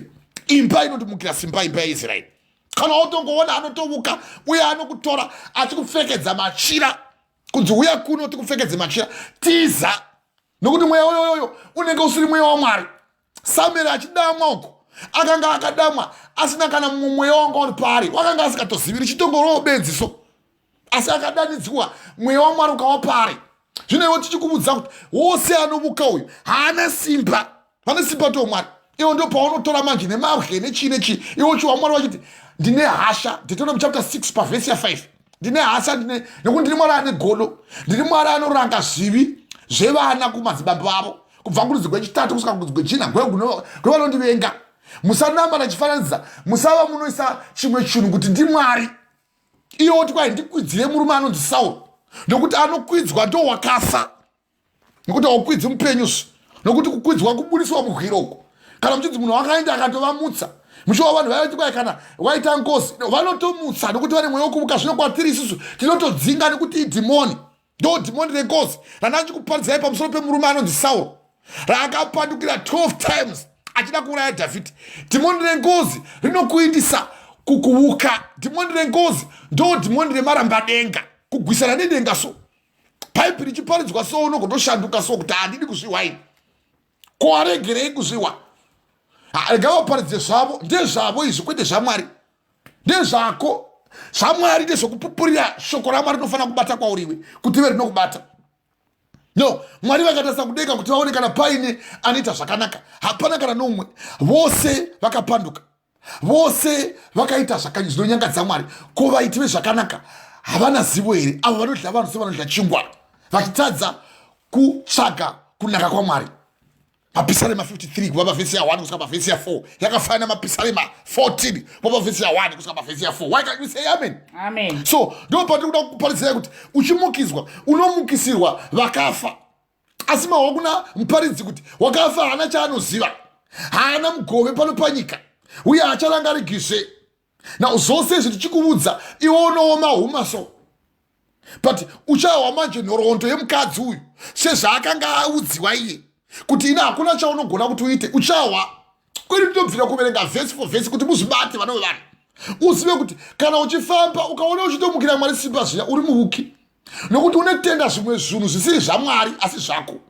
Nokuti kuvuka kumukira Mwari simba, wopa simba rekumwe kuti rine simba kudarika simba raMwari. Why can't you say amen? Amen. Now zvose izvi mama verenga mai kuti Sauro akapinda akapika kwaari naJehovha akati, naJehovha mupenyu, fambai mai. Sauro akapika kwaari akati, naJehovha mupenyu, naJehovha mupenyu, iwe haungavi nemhosva pachinhu ichi. Zvino akati, ndikwidzirewo Samuel wakanga atofa. Haleluya. Avanokwidzwa ndevakafa. Now vachitomutsawo kana neimwe mweya ukaona uchitorota nevakafa so namata nezvazvo. Nokuti mweya mutsvene haugoni kuuya uchikuisira kusvina. VaTesalonika vekutanga chapter 4 pavhesi ya7 na9. Vhesi ya7 kusvika pavhesi ya9. Mwari havana kutibvisira kusvina kuti vakiise musvina asi muchiedza. Anoramba izvozvo haarambiri Mwari asi haarambiri munhu asi anorambira Mwari. Ivo Mwari vakadanira kumweya mutsvene. Ivo mweya mutsvene unotivandudza kuti tive vamwana vaMwari muna Mwari. Hallelujah. Praise God. Amen. So muchiwa manje mashoko iwona ina ndikuparidzei pamusoro pa Paulo. Rega ndibate pamusoro pa Paulo tikodzoka uko. Kuti meme muchida manje mobwezesewa so. Meme akutovhunzisiwa so kuti chiuya pano. Now, iye anenge akuvhima ese mweya woshiri manje. Kuna 1 Corinthians chapter 2 pavhesi ya 11. Muchiwa Paulo achitiwo. Nokuti munhu ndoupiko uyo anoziva munhu asi mweya womunhu uri maari. Saizvozvo hakuna munhu anoziva zvaMwari asi mweya waMwari. Zvino isu hatina kugamuchira mweya wenyika asi mweya unobva kudenga kuna Mwari kuti tizive izvo zvatakangopiwawo hedu kubva kuna Mwari. Uchindoudzawo kuti handaona gomba pamberi pako so kunge iye haafi iko kuvuka uko. Uchiudziwa so kunge fanike iye haafi nawo maakutevera vaiona back to center.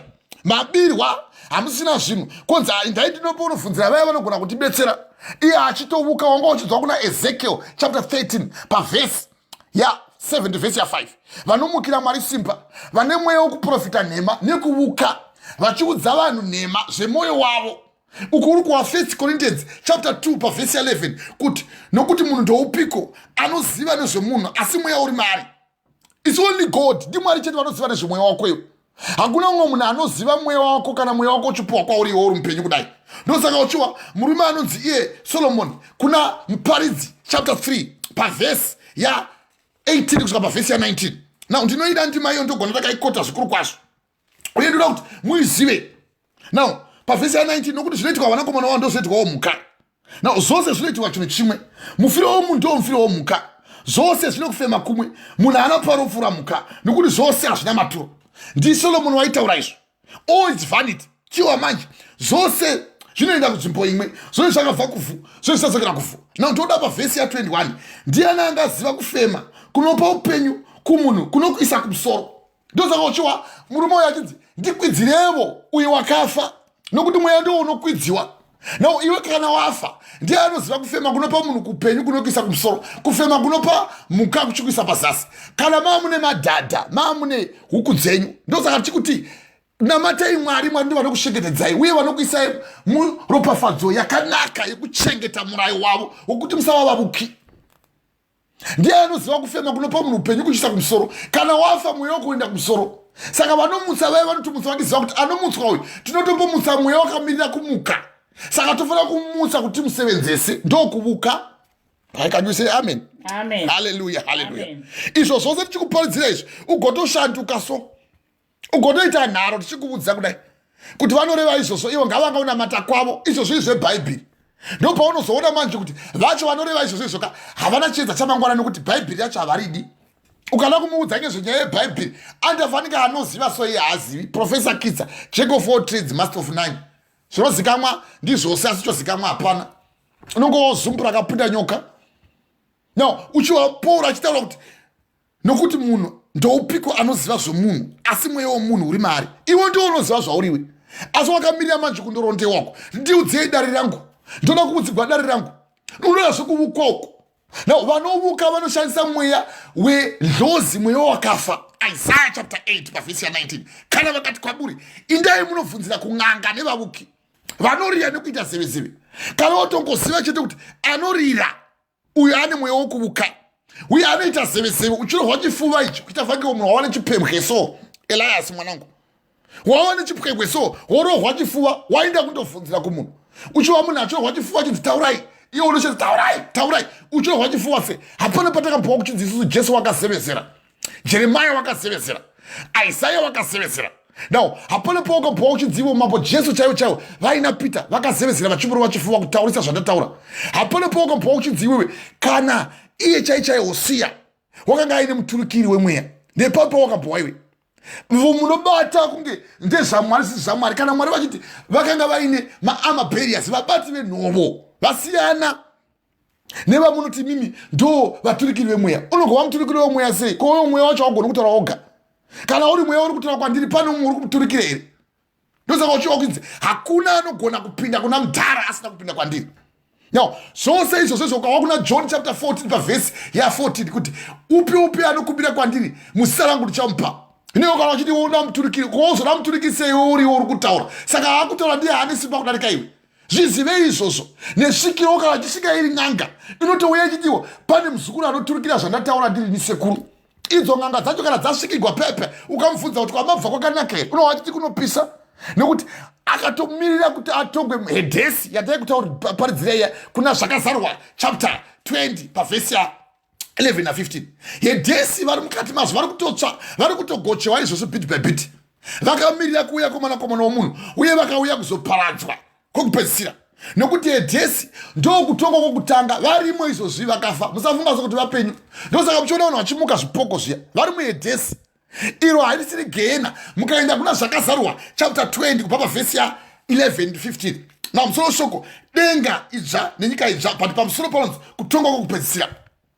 Na mukawapana zvakazarwa chapter 20 ndikuti apa musoro pekuti vose vakafa vaiva vanomutswa vachidziva vanouya vachikushenderai mudzimba dzenyu vachidziva ndo mudzimu watadzosa kubva mumusha muchitoregwa mweya wesvina uchidzika uye ushande kwauri iwo wakakonewa kuzvisevenzera kuti uye unorarama ari munhu konzi toda kuti vashande kwauri ko vakadi kupiwa upenyu indefinite kuramba vari vapenyu vozoda kupa upenyu kuti urambe urarame indefinite hauoni kuti kupenga ikoko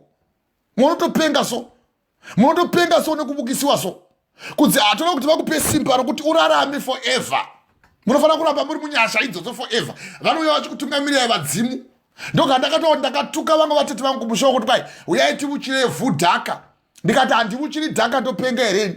Kwai iwe ndiwo wakanga wakambopuwa rimwe zita rongo munhu wakafa ukararambako. Vhu rotsamwa ndikati munopenga imiro vhu randotowetera ndabva kuwetera apa.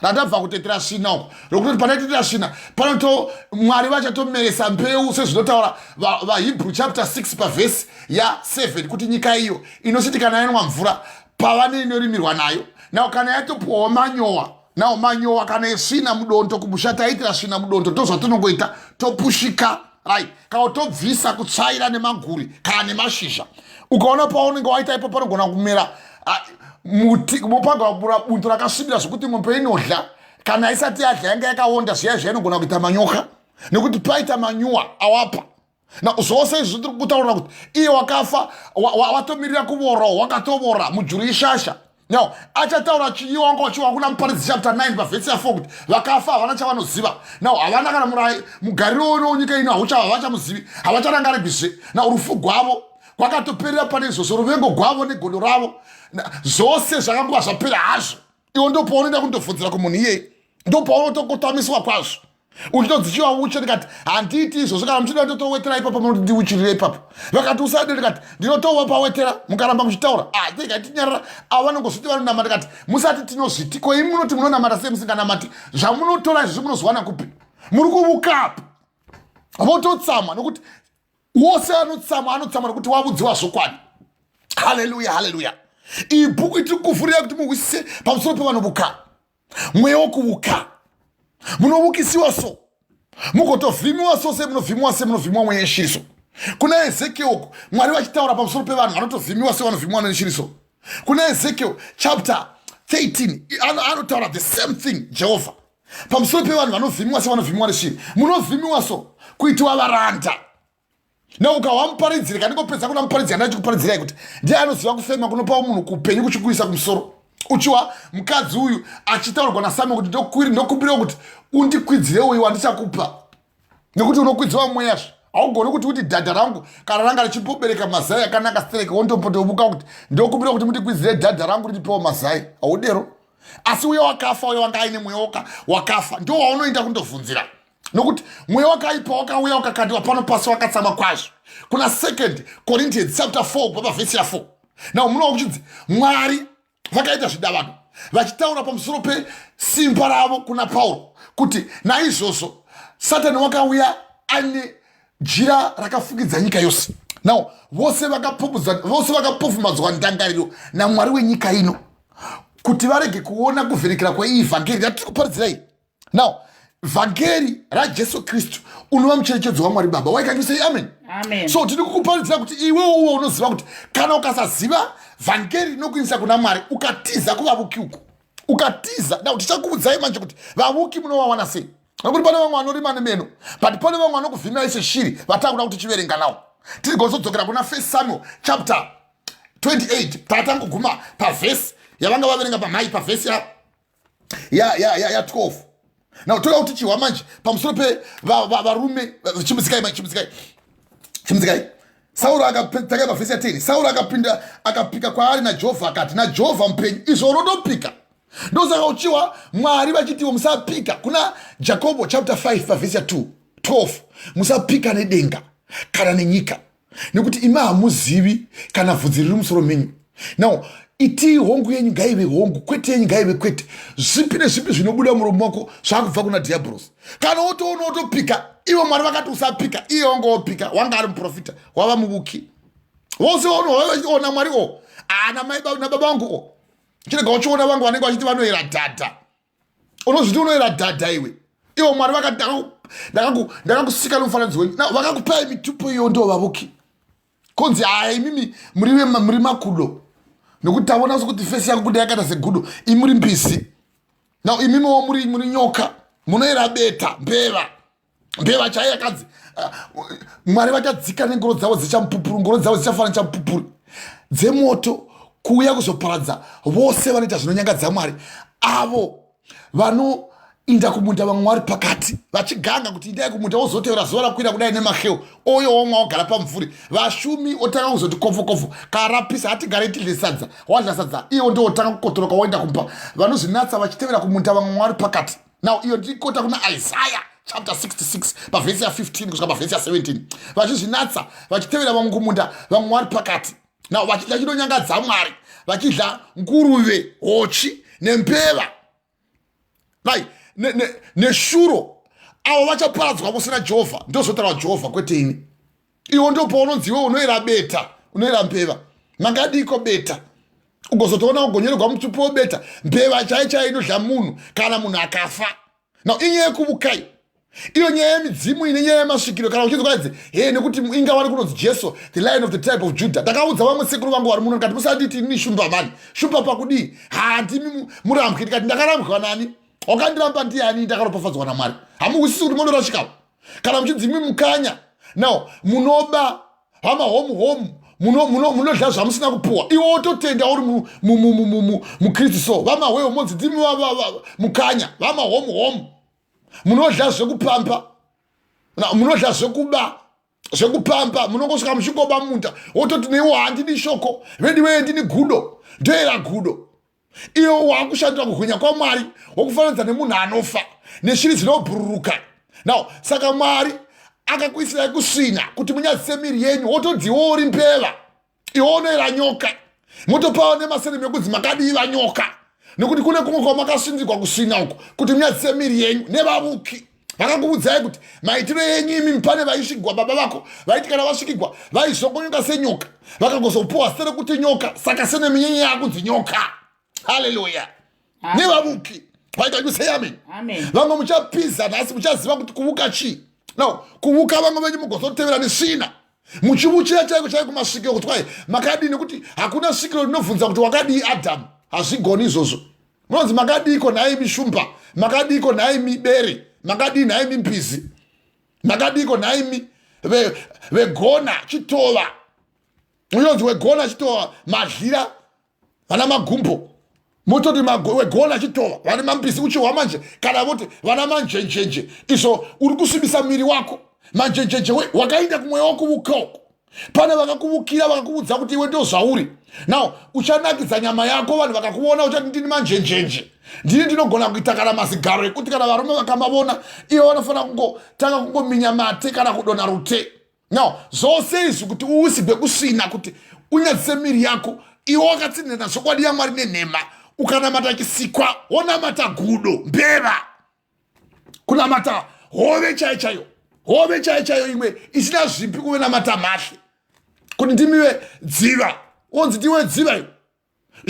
Wawadziva iwe wakasikwa kuti uve nesimba pamusoro pezvose zviri mukati memvura.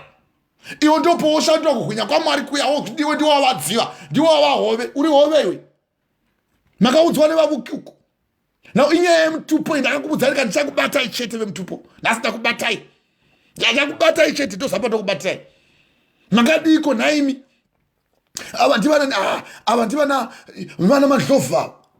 Uchidzi unoera shuwa kuera kudhu. Unotiudza kuti shuwa unopenga here iwe. Uchidzi unoera nhoro chaichai. Ukahwa kana hakuna munhu anogona kudya kana ura kwenhoro. Unovava zvokuti haikona zvokutaura. Iwo ndio unodzi unoera nhoro. Vana madlovha. Unoera nhoro iwe. Ura kwako kunovava here iwe. Wakasikwa naMwari nomufananidzo wako kuti umunamate. Asi wakaenda kuvavuki uku. Mweya wekuuka. Munovukisiwa so mugotanga kutevera zvenyika kwete kutevera Mwari. Uyo wonge wotobvunza usiku kuti chindikwidzira uyo wandichakupastarako. Now zvose izvi muchiita mune muchiudzwa nevanhu vanenge vachitoti tononamata.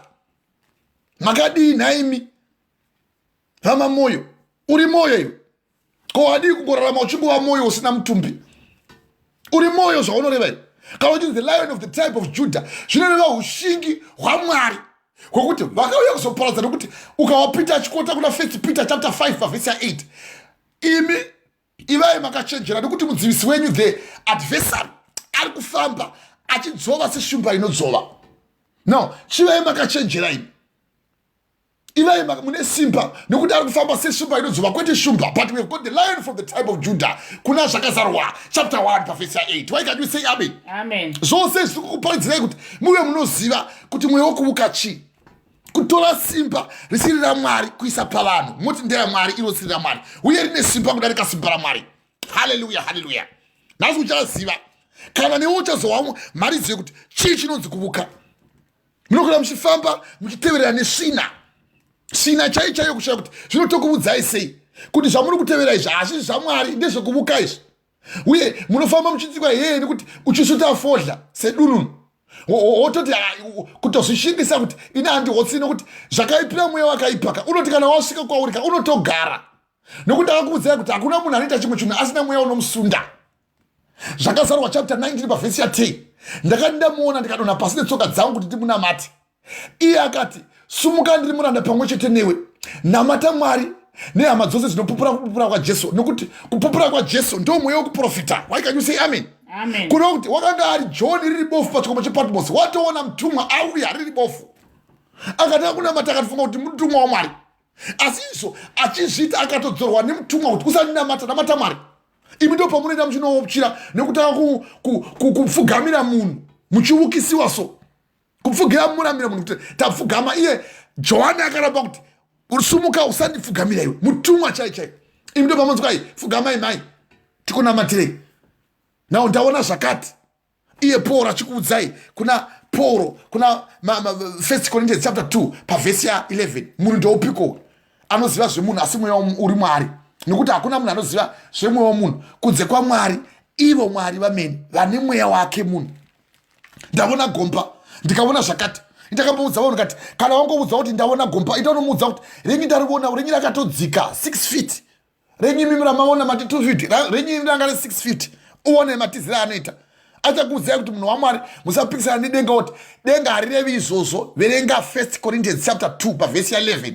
Nokubudza ndinoda kundifundisira vanhu kuda kundibwezesa kuti munhu ndoupiko anoziva zvemweya womunhu asi mweya uri Mwari. Imi akapuwa mweya uri Mwari ndo Jesu Kristu ari mukati mamuri. Why can't you say amen? Amen. Munhu ari Mwari ndi anoziva nezvako iwe. Ndo mweya watiri kupupurirawo kuti uwane zororo kwete ungomudzwa zvose ungobweza sose dununu wongotevera wofamba nebusiku wotobviswa nebhurukwa murume haazivi, wotobviswa nebhurukwa wosara usinangana nguo zvochirega ubone woenda imomo wotanga kurumwa nemaburuburu wouya zamu manje razvimpa wava nekensa. Ndinamatire watinamatiri benziso kana uri murume woinda wotorumwa manje nawo negakanje pasikarudzi nokuti gakanje rinongodawo nyama neti karangovona nyama yakangorembera ndo zvaroda rokuruma manje wotambugwa.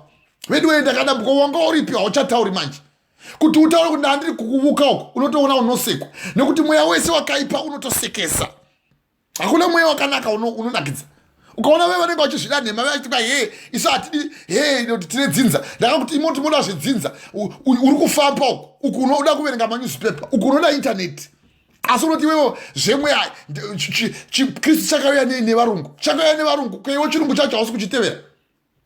wakasunga tai uku, wakaibhobhoja tai uku, uguru kusweta uku, wakarova chidembo chinonhuwirira uku, ukusure kwako uku wakarova neandawe imwe inotodhura chaizvo ende unotogona kusapfeka kana mazadza dama anopfekwa nevakadzi vazhinji, unopfeka ntambo dziya nokuti kana tikakusumudza vana togona kukuisa pamusoro pechikero sevana vanenge vachiisa kubaby clinic vai chiri chipfeko chomukati sebenzi. Izvo zvose zvandiri kutaura zvangu nokutuka ndikuti iyewe unoti iwewe chirungu chako nengarava veve vanoparidza vachiparidza porograph, haisi porograph tikuti iwe unoramba Mwari asi uchitevera zvacho zvechirungu uchiti Christianity yako yane chirungu. Unodii kupfeka nhembe, unodii kufamba usina nguvo iyo, unodiiwo kufamba usina kana bhurukwa, tizive kuti iwe uri wesvikiro. Munonyengedziwa so sembira nemateme, inorohwa so mbira nedembe kutikiti mofunga kuti inorira izvairiri zvipikiri. Now zvipikiri zvangorohwa zviya, iyo zvipikiri zvangorohwa zviya zvatasamudziwa nezvinjeye zvecoca-cola netwine yorohwa kotogwa zideme.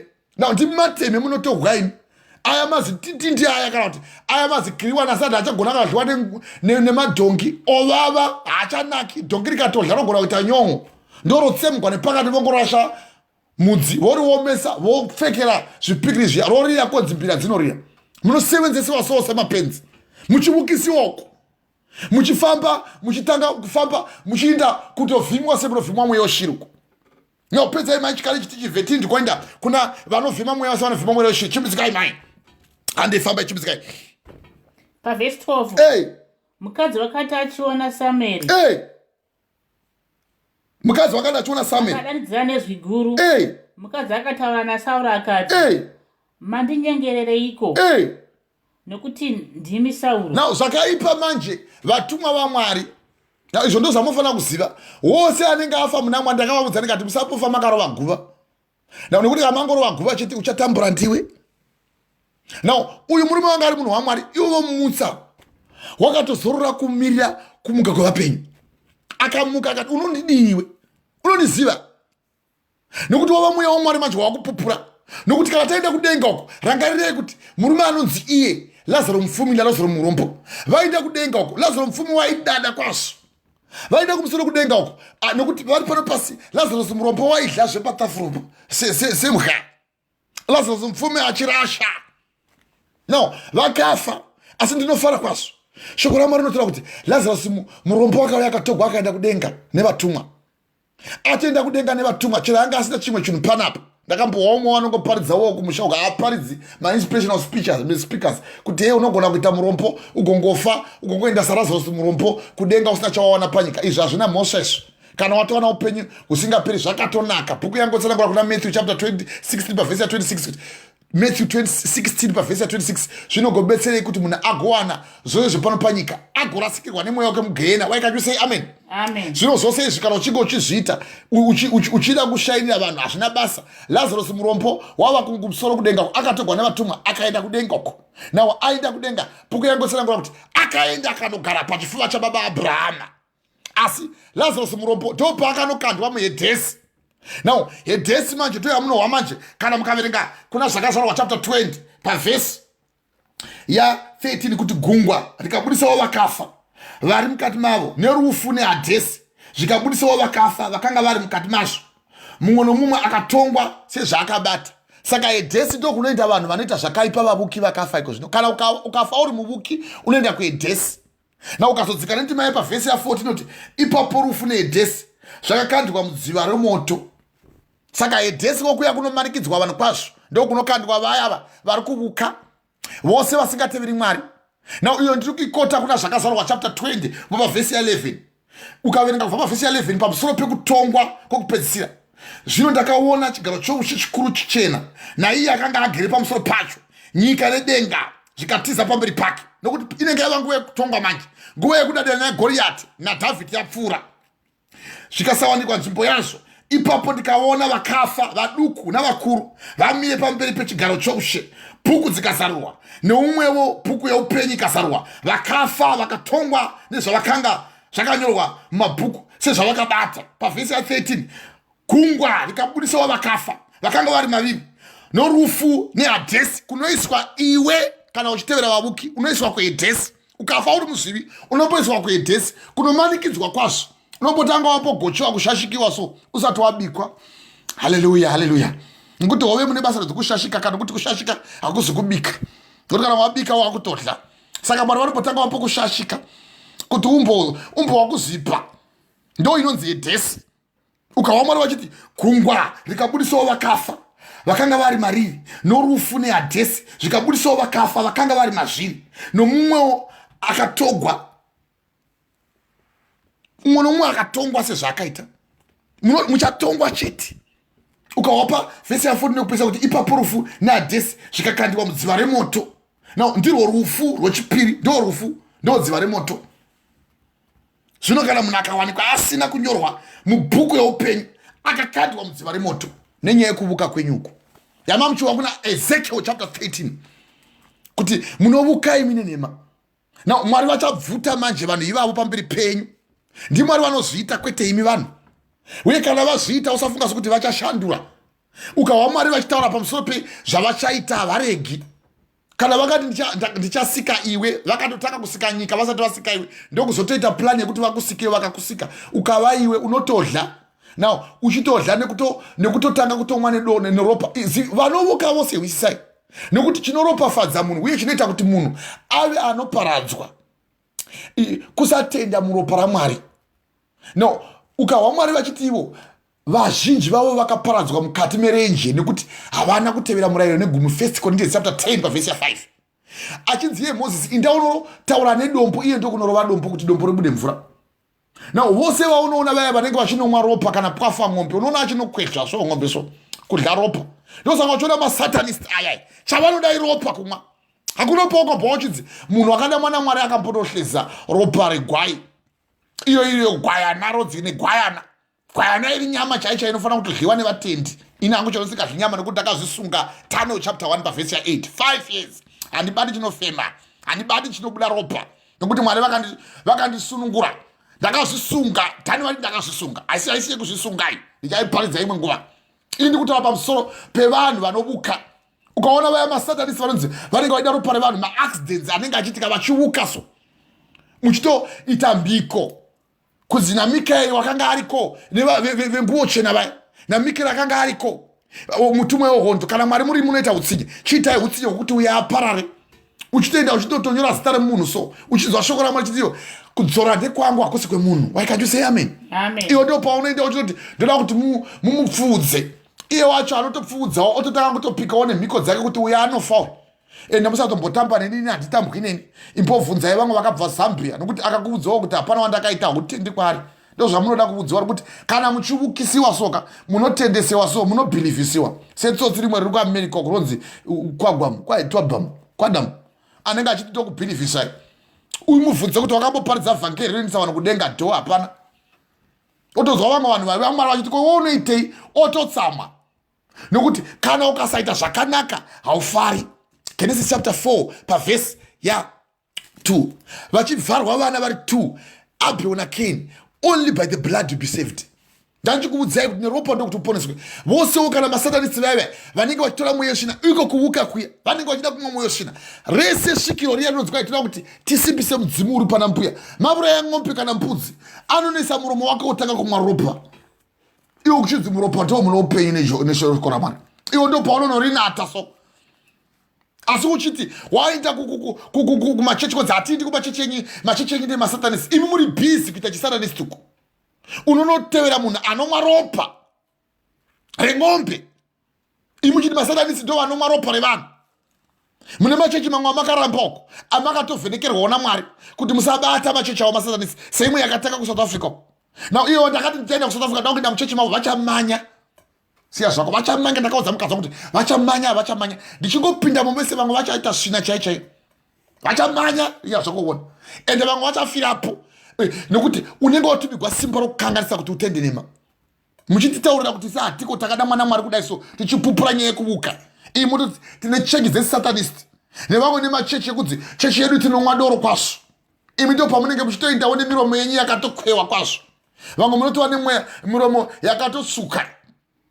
Nekuti anovuka vangofanira neanomwa doro sevanosimboomwa doro. 1 Corinthians chapter 6 pavhesi ya 9. Havagoni kuwana nhaka yekudenga.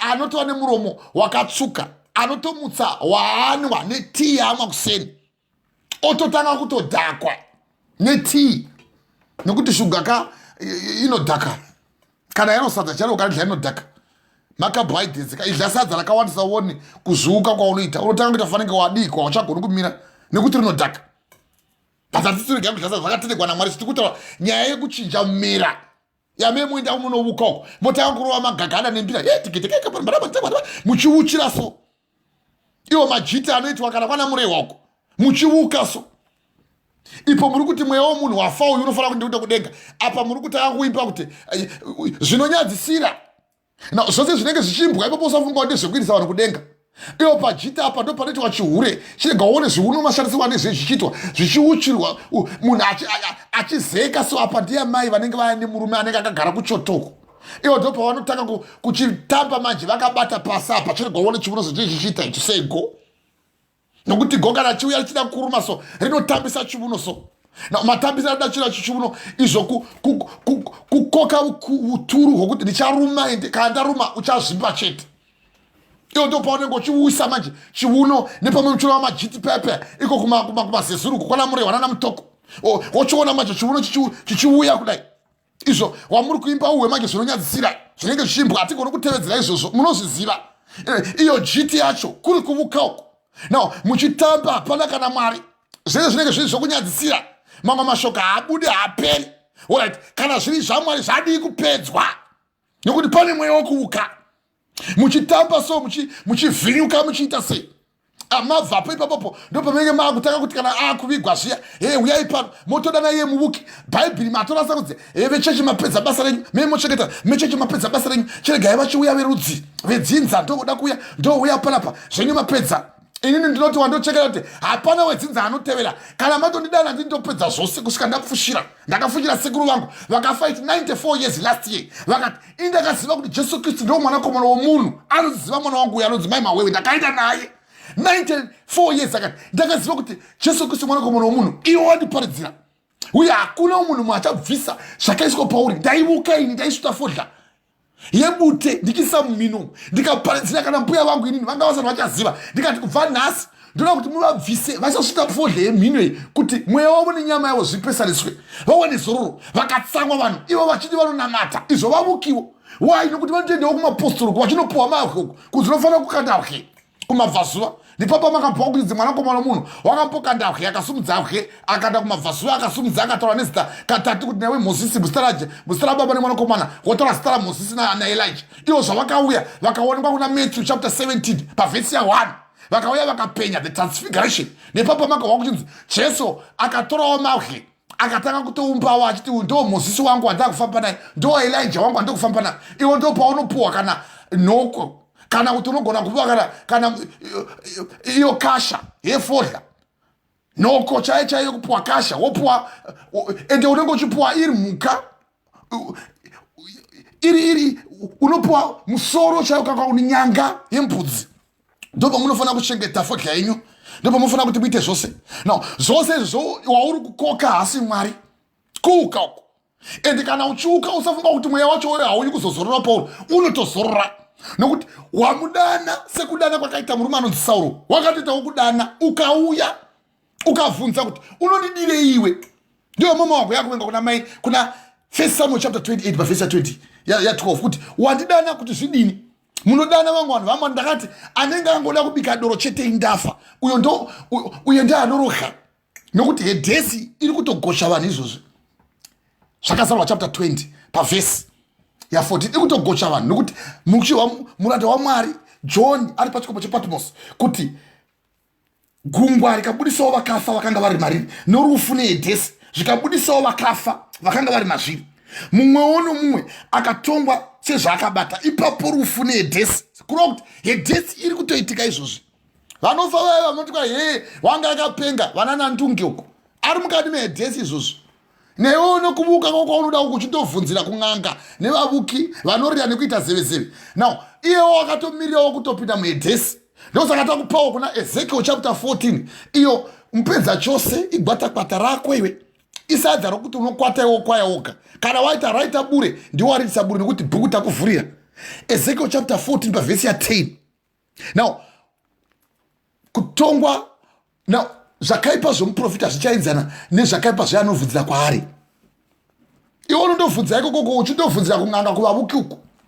Chiwa manje zvaakanga oita tipedze. Toda kuti bata umwe akavhunzira akatovuka tipedze mai. Chimudzikai mai. Hade mai. Toda kuti tipedze.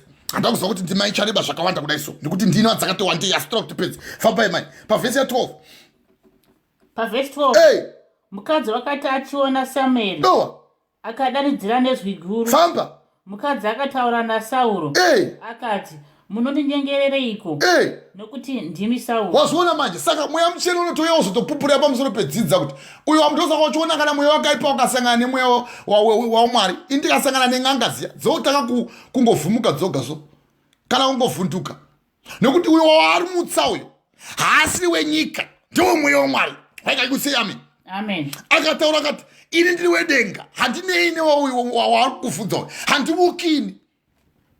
Ndosakadai kuudzai chiti ruramisai rudzi gwenyu. Kana ukateverera mharidzo dzangu unohwisisa ruramisai rudzi gwenyu. Pane vakafa vamwe vakare vaitoita kuvuka vaivuka so.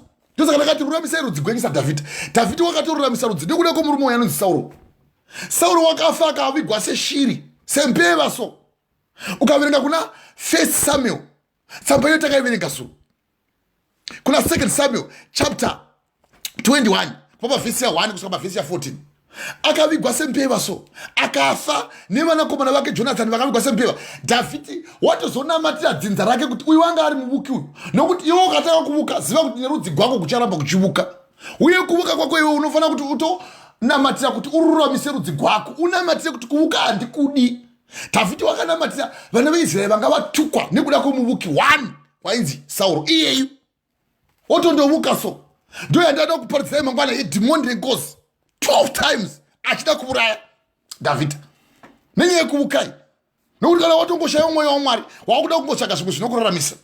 Ndosaka muchiona veve vanoita zvakaipa vanopiwa mhiko sokuti kana uchida kuti zvinhu zvako zvifambe unofanira kudai. Kana ukasadai mhaka dzako hauvati nemukadzi zvino wakagowanirei mukadzi wacho wakamudirei unoda zvemari apa mukadzi unomuda worarama manje wongoita worarama seshuro yokuti inogona kutorogwa mukadzi yourayigwa mukadzi yongorarama yoga. Na kana dzikava kirimba chaicha manje kirimba haimiri ukangouraya mweya inotisa. Hino vamwe venyu ndo pamunovhimiwa futi nekirimba idzodzo muchinotsemurigwa musoro nezvikumbo. Pavamwe mai vanoita izvozvo kunobarwa mukadzi wangu vanozviita vanonzi mai chiriseruko. Handivashli nokuti ndakavaudza pakafamba tezvara vangu kati munovukai ibvai mukuvukawo. Akaramba Sauro akati Shomu Samuel akati munondimutsirei imi wafamba pavhesi ya 30 chipidzikai nokuti mambo akati kwaari usatya hako asi unooneiko. Mukadzi akati kuna Sauro ndinoona mudzimu uchikwira achibuda panyika. Very good. Handei pa14 akati kwaari wakadiniko. Akati kwaari wakadiniko. Akati wakadiniko. Akati chini akati kuno mutana unokwira akafuka nguo. Very good. Sauro akaziva kuti ndiye Samueri. Sauro akaziva kuti ndiye Samuel. Sauro akaziva kuti ndiye Samueri. Akakotamira pasi nechiso chake akanamata kwaari. Very good. Handei pa15 Samueri akati kuna Sauro no wanditambudzireiko. Wanditambudzireiko. Uchindikwidza kuno unondimutsirei. Nokuti ndiwo basa renyu vazhinji vanovuka kudai. Munoenda pamakuva moti kwa he baba ndibetserei munomutsa mweya. Ende zvikana mamutsa mweya yokuteverai manje nokuti matenda kuvuka nokuti uyu wamutswa nokuda kuti ari kunzimuka nokuti haasina simba nokuti ane simba mupenyu. Uyo wobvunza manje Sauro kuti ko wandimutsirei fambai mai. Sauro akaziva kuti ndiye Samuel akanamata kwaari. Samuel akati kuna Sauro ko wandimutsirei handi. Sauro akapindura akati ndinotambudzika kwazvo nokuti vaFiristia vanorwa neni. Famba naMwari wabva kwandiri. Usamanya uchiverenga kuti ndinotambudzika kwazvo nokuti vaFiristia vanorwa neni naMwari wabva kwandiri. Pane point yakasimba ipapo. Kana ungoona wangovuka Mwari hapachina. Kana ungoona uchifara zvekuvuka Mwari zero handei fambai mai tipedzise. naMwari wabva kwandiri handei chipidzikai. Ndinotambudzika kwazvo. Verengai pamune masiri ipapo musaita muchigangadza mufanira kuisa chigumo chenyu. Ndinotambudzika kwazvo nokuti vaFiristia vanorwa neni naMwari wabva kwandiri hatingapedzi zvomukana muchidzokorora. handi naMwari obva kwandiri very good haachatongopinduri kunyange navaprofita very good kana nokurota very good naizvozvo naizvozvo ndakudanai imi kuti mutizivisewo zvandinofanira kuita ndo zvainotaura vhesi handiti pavhesi yaso 16 samueri akati handi samueri akati unondibvunzireiko ini jehovha zvaakabva kwauri very good akava muvengi wako wazviona manje kana wangoona wangouka chete jehovha vabva pauri wava muvengi waMwari endi chero ukadini Sauro samueri akati kwaari unondibvunzireiko ini jehovha zvaakabva kwauri wava muvengi wako jehovha wakazviita izvozvo zvawakataura neni jehovha akabvarura ushe hwako pamaoko ako akahupa mumwe wako iye Dhavhidhi saka unenge utobvunza manje pandingatichinzwawo vamwe vakabvunza Acts chapter 23 tichipedzisani timai tipedzi Acts chapter chimzikai Acts mabasa apostle chapter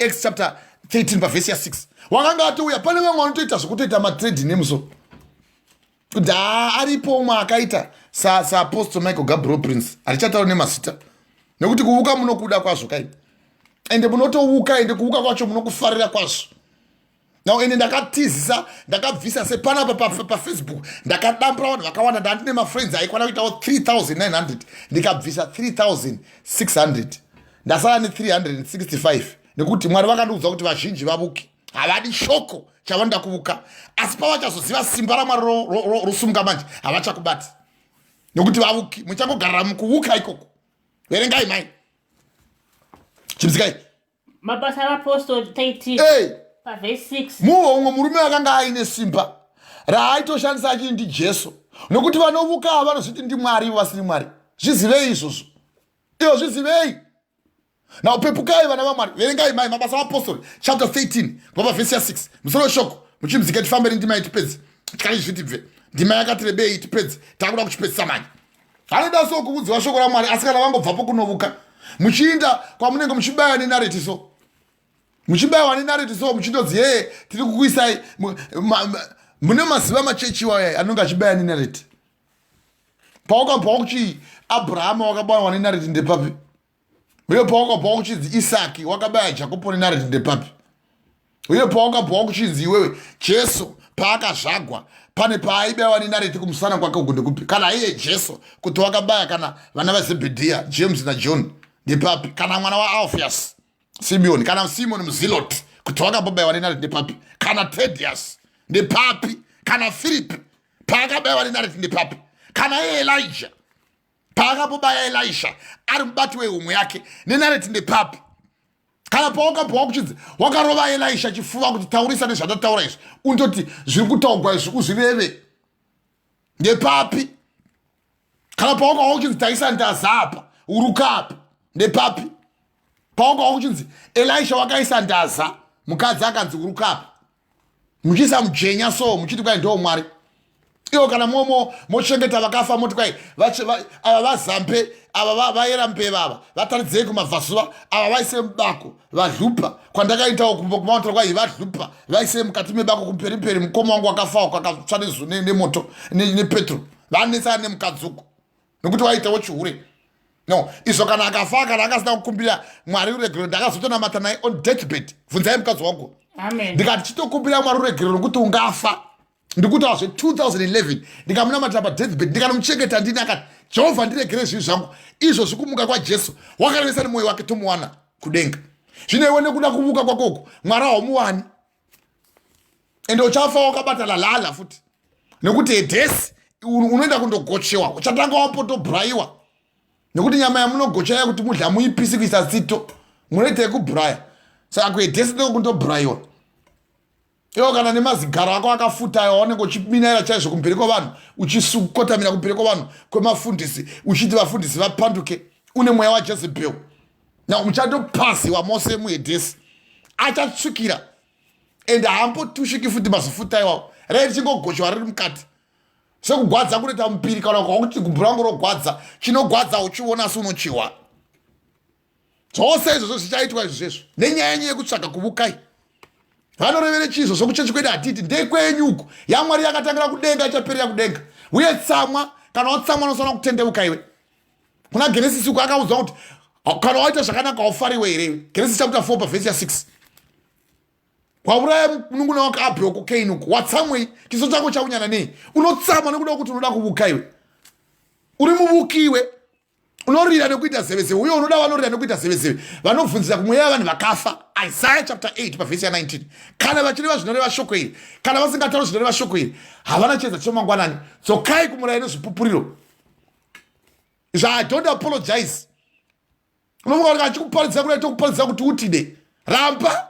Ende kana ukasatevera futi totokubvisa parapa totora vaya vanoda mushoko raMwari. Watoriwa shoko kudai so uchanotongegwa iroro. Nokuti bhuku inotsa kuti nera wakataurirwa, nera akabuda muromo wako, ndiro wachatongwa naro. Ende kana wabva parapa wakati vanorevere chiizvo sezvo, wamudza mweya mutsvene. Ndoda kukudza vhesi yekumudza mweya mutsvene. Ukaenda kuna Micah chapter 3 verse 28. Anani anomudza mweya mutsvene, uyo haangaregeregwi kubva paupenyu hwahuno nehunouya. Saka pano uchasekwa nedenga. Kudenga wotanga wambopisiwa paedhesi kana wafa pano. Kudenga unokandwa mudziva remoto. Zvakazarwa chapter 20 kubva pavhesi ya 11 kubva pavhesi ya 15. Edhesi nerufu zvichaparadzwa, ndo rufu rwokupedzisira. Vakandwa mugango remoto, ndo rufu rwechipiri, ndo rwokupedzisira ikoko. Muchatsva chikuvudza kudai uchida zvokuvuka kudai. Ende kana waramba tevera ikoko kwaunoda kuinda ikoko, undovukisiwa ikoko. Nokuti muchivukisiwa so muchitwa matununu so, muchifamba muine mishonga nemvura nechii. Paukabva uchiti Jesu vakafamba vaine dente remvura ndepapi, kana dente remafuta. Hinoko nekuti Samuel wakauya akazodza Dhavhidhi negona mombe. Hino mafuta mamwe kana monokusha wako vanokukushira yuko. Ndakuudzai ndikati now zvakaenzana zvakaipa zvomuprofita zvichaenzana neanonobvunzira kwaari. Ezekiel chapter 14 verse ya 10. Mune basa rekukura muteverera vanhu vanenge vachinokusha mafuta eshato inoshanduka so, vachinotora nemafuta eshumba mohlilidzigwa mobweza so, nokuti vavuki. Iyo ndio unenge uchida manje kukuparidzira kudai so, vanorevere chizvo. Kusati amen kana kuti amen hazvichinji Mwari kuti vave Mwari. Uye hazvishanduri nyasha dzakatumwa kune vakatumwa pachokwadi. Vukai, asi munonotsva. Kudenga munonotsva. Ukaenda kuna Micah chapter 3 pavhesi ya 5. Iverenge imba ino kuchimzika iyo tikodzoka zviri kuna mabasa apostle chapter 13. Pana Micah chapter 3 tipedze ndima iyo. Micah chapter 3, profita Micah chapter 3 pavhesi ya 5. Munovuka so, munorira, muchiruma nemaino, musingaisi chinhu muromo. Ndo vamwe venyimi. Verengai mai kuna Micah chapter 3 pavhesi ya 5. Verengai mai nokuchimzika tipedze ndima iyi zvitibve chimzika mai. Profita Micah 3. Uwe musoro shoko. Pavhesi ya 5. Musoro shoko. Vatungamiriri vanhu vanotukwa naJehovha. Vatungamiriri vanhu vanotukwa naJehovha. Ivo vanoteverera ivavo vanenge vachivuka. Verengai mai pavhesi ya 5. Chimzikai. Pavhesi 5. Zvanzi naJehovha kwete neni idzwa. Zvanzi naJehovha. Kwete ini. Pamusoro pavaprofita. Vakatsautsa vanhu vangu. Nowa. Vanorumana meno avo. Vasingadini. Vachidana vachiti rugare. Ivo vasingadini. Asi usingaisi chinhu mumuromo yavo. Wazviwisisa manje. Vanomukira hondo. Vanomukira Mwari hondo. Zvanzi naJehovha pamusoro pevaprofita, vakatsausa vanhu vangu, vanoruma nemeno, vachidana vachiti rugare. Anoziva kana mwana wangu uyu kumasvingoko. Mai mawewe, pane imwe mbuya iri uko kuwest uko inoruma nemeno ichibvisa vanhu. Iyo nemukoro unowu wecoronavirus uchikwira uchindoruma nenyama yemunhu aunyari. Iyo ndio vamwe muchinotevera ipapo kuchitodzi vakatovakigwa imba nekuvuka ikoko nekuruma nemeno. Micah chapter 3 pavhesi ya 5. Vatungamiriri vevanhu vanotukwa naJehovha. Ndo vamwe muchitungamirirwa navaivawe. Iyo bhuku yangotsanangura kuti makapoona bofu richitungamirira rimwe bofu, vose vanowira mugomba. Saka ruponeso guru ipapo. Unogowana kupi ruponeso? Naiwe imani ucharuka, unombouyawo dzimwe nguva mwanangu, mufana wangu hauuyi dzimwe nguva uchikuparidza shoko rakanaka kudai so, shoko revhangeri uchitiwo amen kana wauya kuti utende kuti newo kuvuka hauko. Nokuti ukangonyara ukati listen hatizozivi kuti unovuka here kana kuti hauvuki mununguna. Iwo hauvuki nokuti unoda Mwari. Unoti amen kuti shoko iri rinondibatavo kwazvo. Haleluya, haleluya. Fambai mai ipapo pana Micah. Mazviwa tata hamusati maipedza muwe kuvuka kwavo.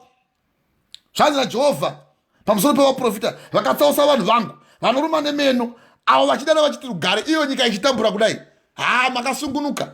Ndo vamwe muchinokudziwa navoko sabushiri wakaudza vanhu ku 2020 nyika ichazipa. Muchanakirwa chaizvo, nyika ichatapira idzo dziri nhema. Nyinoko zvinezvi vanhu vari mukati mekorona, zvikwereti hautauri. vamwe mabasa akapera, vamwe vakafa. Izvo waiti 2020 year of good fruits. Ndo good fruits idzozi. Ndo rugare rwamunoreva ikoko. Vavuki vamunotevera, fambai mai, chimudzikai. Verse 6. Ipapo asi vasingasi chinhu muromo vanomukira Mwari simba. Handei pavhesi 6. Naizvozvo naizvozvo muchasvikirwa nousiku Nowa. kuti murege kuona. Naizvozvo muchasvikirwa nousiku kuti murege kuvuka. Kuva handi nechamunoona handi.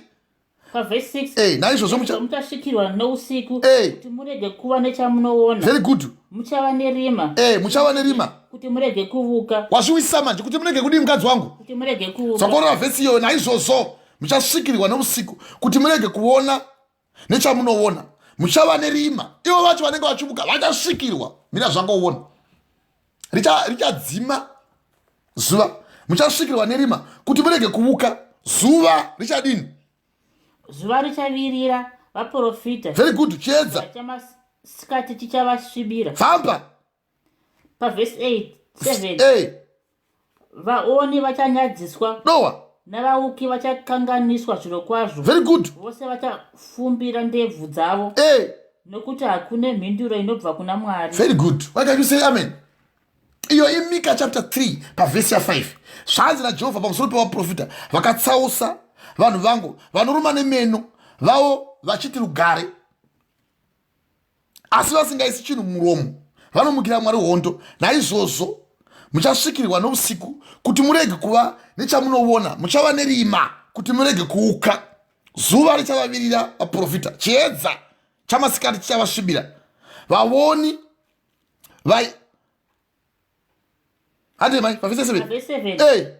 Vaoni vachanyadziswa. Very good. Navauki vachakanganiswa. Now vaoni vachanyadziswa nevavuki vachakanganiswa. Zviro kwazvo handei. Zviro kwazvo vose vachafumbira ndebvu dzavo. Nokuti hakuchine mhinduro inobva kuna Mwari. Ndo zvichaita Mwari izvozvo. Iwo uchiramba uchivatevera vachasimudzwa vese vagoparara vese kuti tsvai. Why can you say amen? Hallelujah. Amen. Praise God. Hallelujah. Now ndofunga kuti dai tataita part 2 nokuti tikarova part 1 yarebesa nai. Amen. Hallelujah. So iyo ndo part 1 yekuvuka. Tichabata futi part 2 mangwana.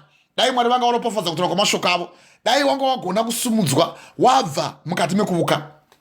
Tozobata ndima yemabasa apostori chapter 13 kubva pavhesi 6 kusvika pavhesi 22. Tichazobatawo futi mabasa apostori chapter 8 kubva pavhesi 9 kusvika pavhesi 23. Tigozobatawo futi ndima pamusoro pemurume anonzi iye Isaiah. Tichanzwa futi mashoko anozipa. Now toda kuti tichinamata naMwari. Mwari vamene vakuite vatsvene pazvo. Toda kunamata nokuti hatisi kuti mari dzoirebe. Tichaita part 2 of this. Toda kunamata nemi ndikupire mweya waMwari. Mweya mutsvene ufambe nemi. Manzwa mashoko makuru ataurwa neuye nekutongwa kuchazouya kuna Mwari. Saka kureva kuti vanoda kubata ndima iyi tichatoibata part 2 mangwana. Mweya wekuuka part 2. Mwari dai vanga varopafadza vakuitei vatsvene kwazvo. Ndava kuda kunamata nemi ndikumbire denga kuti denga rikuwanirei nyasha uye rive nemi imi mugoropafadzwa nedenga. Hallelujah. Praise God. Hallelujah. Dai nyasha saJesu Kristu rudo kwa Mwari Baba nikuwadzana kwemweya mutsvene zvava nemi. Mwari makanaka, ndinokutendai panguva ino. Maite enyu Mwari tinokutendai. Ishe wangu ndinotenda Ishe Kristu pamabasa makuru. Maite enyu Baba nesimba renyu guru. Tanzwa Ishe Kristu mabasa makuru pamusoro Ishe Kristu pemweya wekuuka. Baba tanzwa Ishe Kristu mashoko akanaka anotisa kudenga. Tanzwa Ishe Kristu masoko matsvene. Zviro kwazvo Baba hatidani vanorotswa, hatidani vavuki, asina Mwari takakwana. Baba tinokutendai. Mwari makanaka yenyu. Ishe mune simba. Mwari wangu tinotenda. Mashoko yenyu tamanzwa. Ishe wangu maite yenyu. Tinovonga mweya mutsvene. Jesu Kristu mambo wedu ndimi makauya mukazotifira pamuchinjikwa. Tanzwa mashoko yenyu anotisa kudenga. Tikanzwa Ishe Kristu mashoko makuru Baba ekuturumira kubva kumweya wekuuka. Mwari tanzwa mashoko makuru amadai kutaura nesu. Tikanzwa Ishe Kristu Baba kana kundima dzakawanda dzatanzwa mashoko enyu makuru. Tanzwawo Ishe Kristu kuti Baba mweya wekuuka wakaipa. Mataura Ishe Kristu kuna Micah tsamba yabva kuverengwa munguva dukuduku iyi. Kuna Micah chapter 3 pavhesi 5 kuti zvanzi naJehovha pamusoro pevaprofita vakatsausa vanhu vangu vanoruma nemeno avo vachidana vachiti rugare asi vasingaisi chinhu muromo vanomukira Mwari hondo. Naizvozvo muchasvikirwa neusiku kuti murege kuva nechamunoona, muchava nerima kuti murege kuuka. Zuva richavavirira vaprofita avo, masikati achavasvibira. Zviro kwazvo vachanyadziswa ivo vavuki, vachakanganiswa zviro kwazvo zvose zvavanoona, vachapfumbira ndebvu dzavo, nekuti hakuna mhinduro inobva kwamuri Mwari kudenga. Mwari tinokutendai, hakuna n'anga, hakuna teve, hakuna Ishe Kristu, kana Ishe Kristu wakaipa angatimukira, nekuti Ishe Kristu makataura mushoko renyu mukati hakuna chombo chingauya chikakurwisa. Zviro kwazvo nokuti iwe uri mwana waMwari, nekuti Mwari muri nhovo yedu. Mwari tinokutendai, maite enyu Mwari. Tinoziva kuti kunyange panguva yaMozisi vavuki vakanga variko, iye Faro akanga ari muvuki. Baba, tinoziva kuti Faro wakazama nepaaigona napo kuti aparadze Ishe Kristu mwana wenyu Mozisi. Asi Baba, tinoziva kuti makamuchengetedza akanoiswa Ishe Kristu pamapundo emvura, nokuti Mozisi zita rinoreva kuti iye wawanikwa mumvura. Faro waida kumuparadza, asi Mwari nekukubuka kwake haana kuwana simba. Tinoziva makaita kana simba mukati mumavoko Ishe Kristu ake iye Mozisi. Iye Faro nekubuka akaisawo zvishamiso mumavoko evaranda venyu, asi Baba makakunda. Tinoziva kuti Mwaba, kunyange imi Jesu Kristu pamakaberekwa munyika yeJerusarema, Herodhi Ishe Kristu wakada kurwisa, nekuti wakanga ari muvuki, waida kuti simba rake iye rive rinozikanwa. Asi Mwari makatendeka mukamira naye. Baba, tinokutendai, mirai nevana venyu, maita enyu Mwari, nekuti Baba makatendeka. Baba, tinoziva kuti kunyange Josefa madzikoma ake akamuvenga, asi tanzwa mashoko makuru Baba ekuti tinofana kururama. Baba, tanzwa kana kurasika kwakaita Ishe Kristu Sauro, ndo kurasika kwakaita madzikoma aJosefa vakamutengesa. Baba, tanzwa kuti Sauro apanduka akaenda akandobvunza kuvavuki, achida kunzwa kuti Mwari mungagona kutaura naye here. Mukatadza kutaura naye kana kuhope, kana mururimi, kana kuvaprofita. Baba, mukachengetedza muranda wenyu Dhavhidha, akamira akagona kufamba nemi. Kunyange kana paakazodana mweya waSauro, iye achidana mweya waSamueri iye Sauro, Samueri akamutaurira zviro kwazvo akanga ataura kuna 1 Samuel chapter 15, kuti Mwari akuramba, nokuti wamukira Mwari simba. Watora mweya wekuuka, mweya usiriwo, maramba denga, timoni rengozi. Mwari tirangarirei. Baba, tinokutendai. Baba, tinoziva kuti kana ivo vavuki, tinoziva kuti hatidani varotswi, hatidani vavuki, asi nemi Mwari takakwana. Hapana chombo chingatimukira kana imi muripo. Mwari maita yenyu nemashoko enyu. Tinokutendai, tanzwa mashoko enyu makuru, kuti Baba kana tikasatevedzera shoko renyu, zviro kwazvo kutongwa kuchauya, uye tichatongwa. Tanzwa mashoko kubva kuna zvakazarurwa chapter 20 kubva pavhesi ya 11, musoro weshoko kutongwa kwokupedzisira, kuti iye Johani akati, zvino ndakaona chigaro choushe chikuru chichena, naiye akanga agere pamusoro pacho. Nyika nedenga zvakanga zviri pamberi pake zvikatiza, zvikasawanirwa nzvimbo yazvo. Ipapo ndikavona vakafa, vaduku navakuru, vamire pamberi pechigaro choushe. Bhuku dzikazarurwa, neimwe bhuku yeupenyu ikazarurwa. Vakafa vakatongwa nezvavakanga zvakanyorwa mukati mebhuku sezvavakabata. Gungwa rikabudisawo vakafa vakanga vari mariri, nerufu neHadhesi zvikabudisavo vakafa vakanga vari mazviri. Mumwe nomumwe akatongwa sezvaakabata. Baba, tinoziva kuti muchatonga vavuki. Tibetserei Baba, mutibvise mumweya wekuuke, kuti Baba tisavuka, tisatevera vavuki, nekuti mataura kuna Ezekiel chapter 14 pavhesi ya 10, kuti zvakaipa zvemuprofita zvichaenzana nezvakaipa zvaanobvunzira kwaari. Mungazotaura Ishe Kristu pandima yekupedzisira kuna zvakazarurwa chapter 20 pavhesi ya 14, kuti ipapo rufu neHadhesi zvakakandirwa mudziva remoto. Urwo ndirwo rufu rwechipiri, ndio dziva remoto. Zvino kana munhu akawanikwa asina kunyorwa mukati mebhuku yeupenyu, akakandirwa mudziva romoto. Baba tinoziva kuti mimuzaruri maita enyu Mwari, tanzwa mashoko enyu, tibetserei tinunurwe mukati memweya wekuuka part 1. Maita enyu Mwari, tirangarirei. Ndakuda kunamatira nevanoda kupa upenyu hwavo kuna Kristu. Mwari ndiwo wamene achava nemi. Ndoda kuti mudzokorere kumashure kwangu, muise maoko enyu pahana dzenyu. Iti Ishe Jesu Kristu. Maita enyu Mwari, ndanzwa shoko renyu guru, ndanzwa mweya wekuuka, kuti mweya unomukira Mwari simba. Baba ndibetserei ndimire pamuri, ndigonesei Baba, ndipupure zvokwadi yekudenga. Mwari maita yenyu, ndinokutendai. Mweya Mutsvene makatendeka. Simba renyu Baba ndo randinokupira panguva ino. Nyasha dzenyu Baba ngadziwadzane neni. Baba munotaura muchiti ndimire ndichigogodza pamukova. Zvakazarurwa chapter 3 pavhesi ya 20. Ani nani anonzwa izwi rangu akazarura gonhi, ndichapinda maari, ndicharayira naye, iye agorayira naye. Uye anokunda ndichamupa mubayiro. Sezvo ini ndakakunda ndikagara pachigaro cheushe cherudyi rwababa vangu, naiye anokunda achauya agogara ni pachigaro cheushe rwerudyi rwababa vangu. Baba tibetserei, matinunura tabuda mumweya wekuuka. Nhasi ndakugamuchirai Baba, ndava chisuka chisa, ndinokutendai muzita raBaba, zita raMwanakomana neMweya Mutsvene. Mwari kudziwai nekusingaperi. Amen. Tinotenda Mwari vanotaura vachitiwo, iye wasunungurwa naMwari, wasunungurwa zvachose. Mwari ngavave newe, ngavakusunungure, varambe vainewe, vafambe newe. Dzimara tasangana mangwana patichaparidza mweya wekuuka part 2. God bless you. I thank you.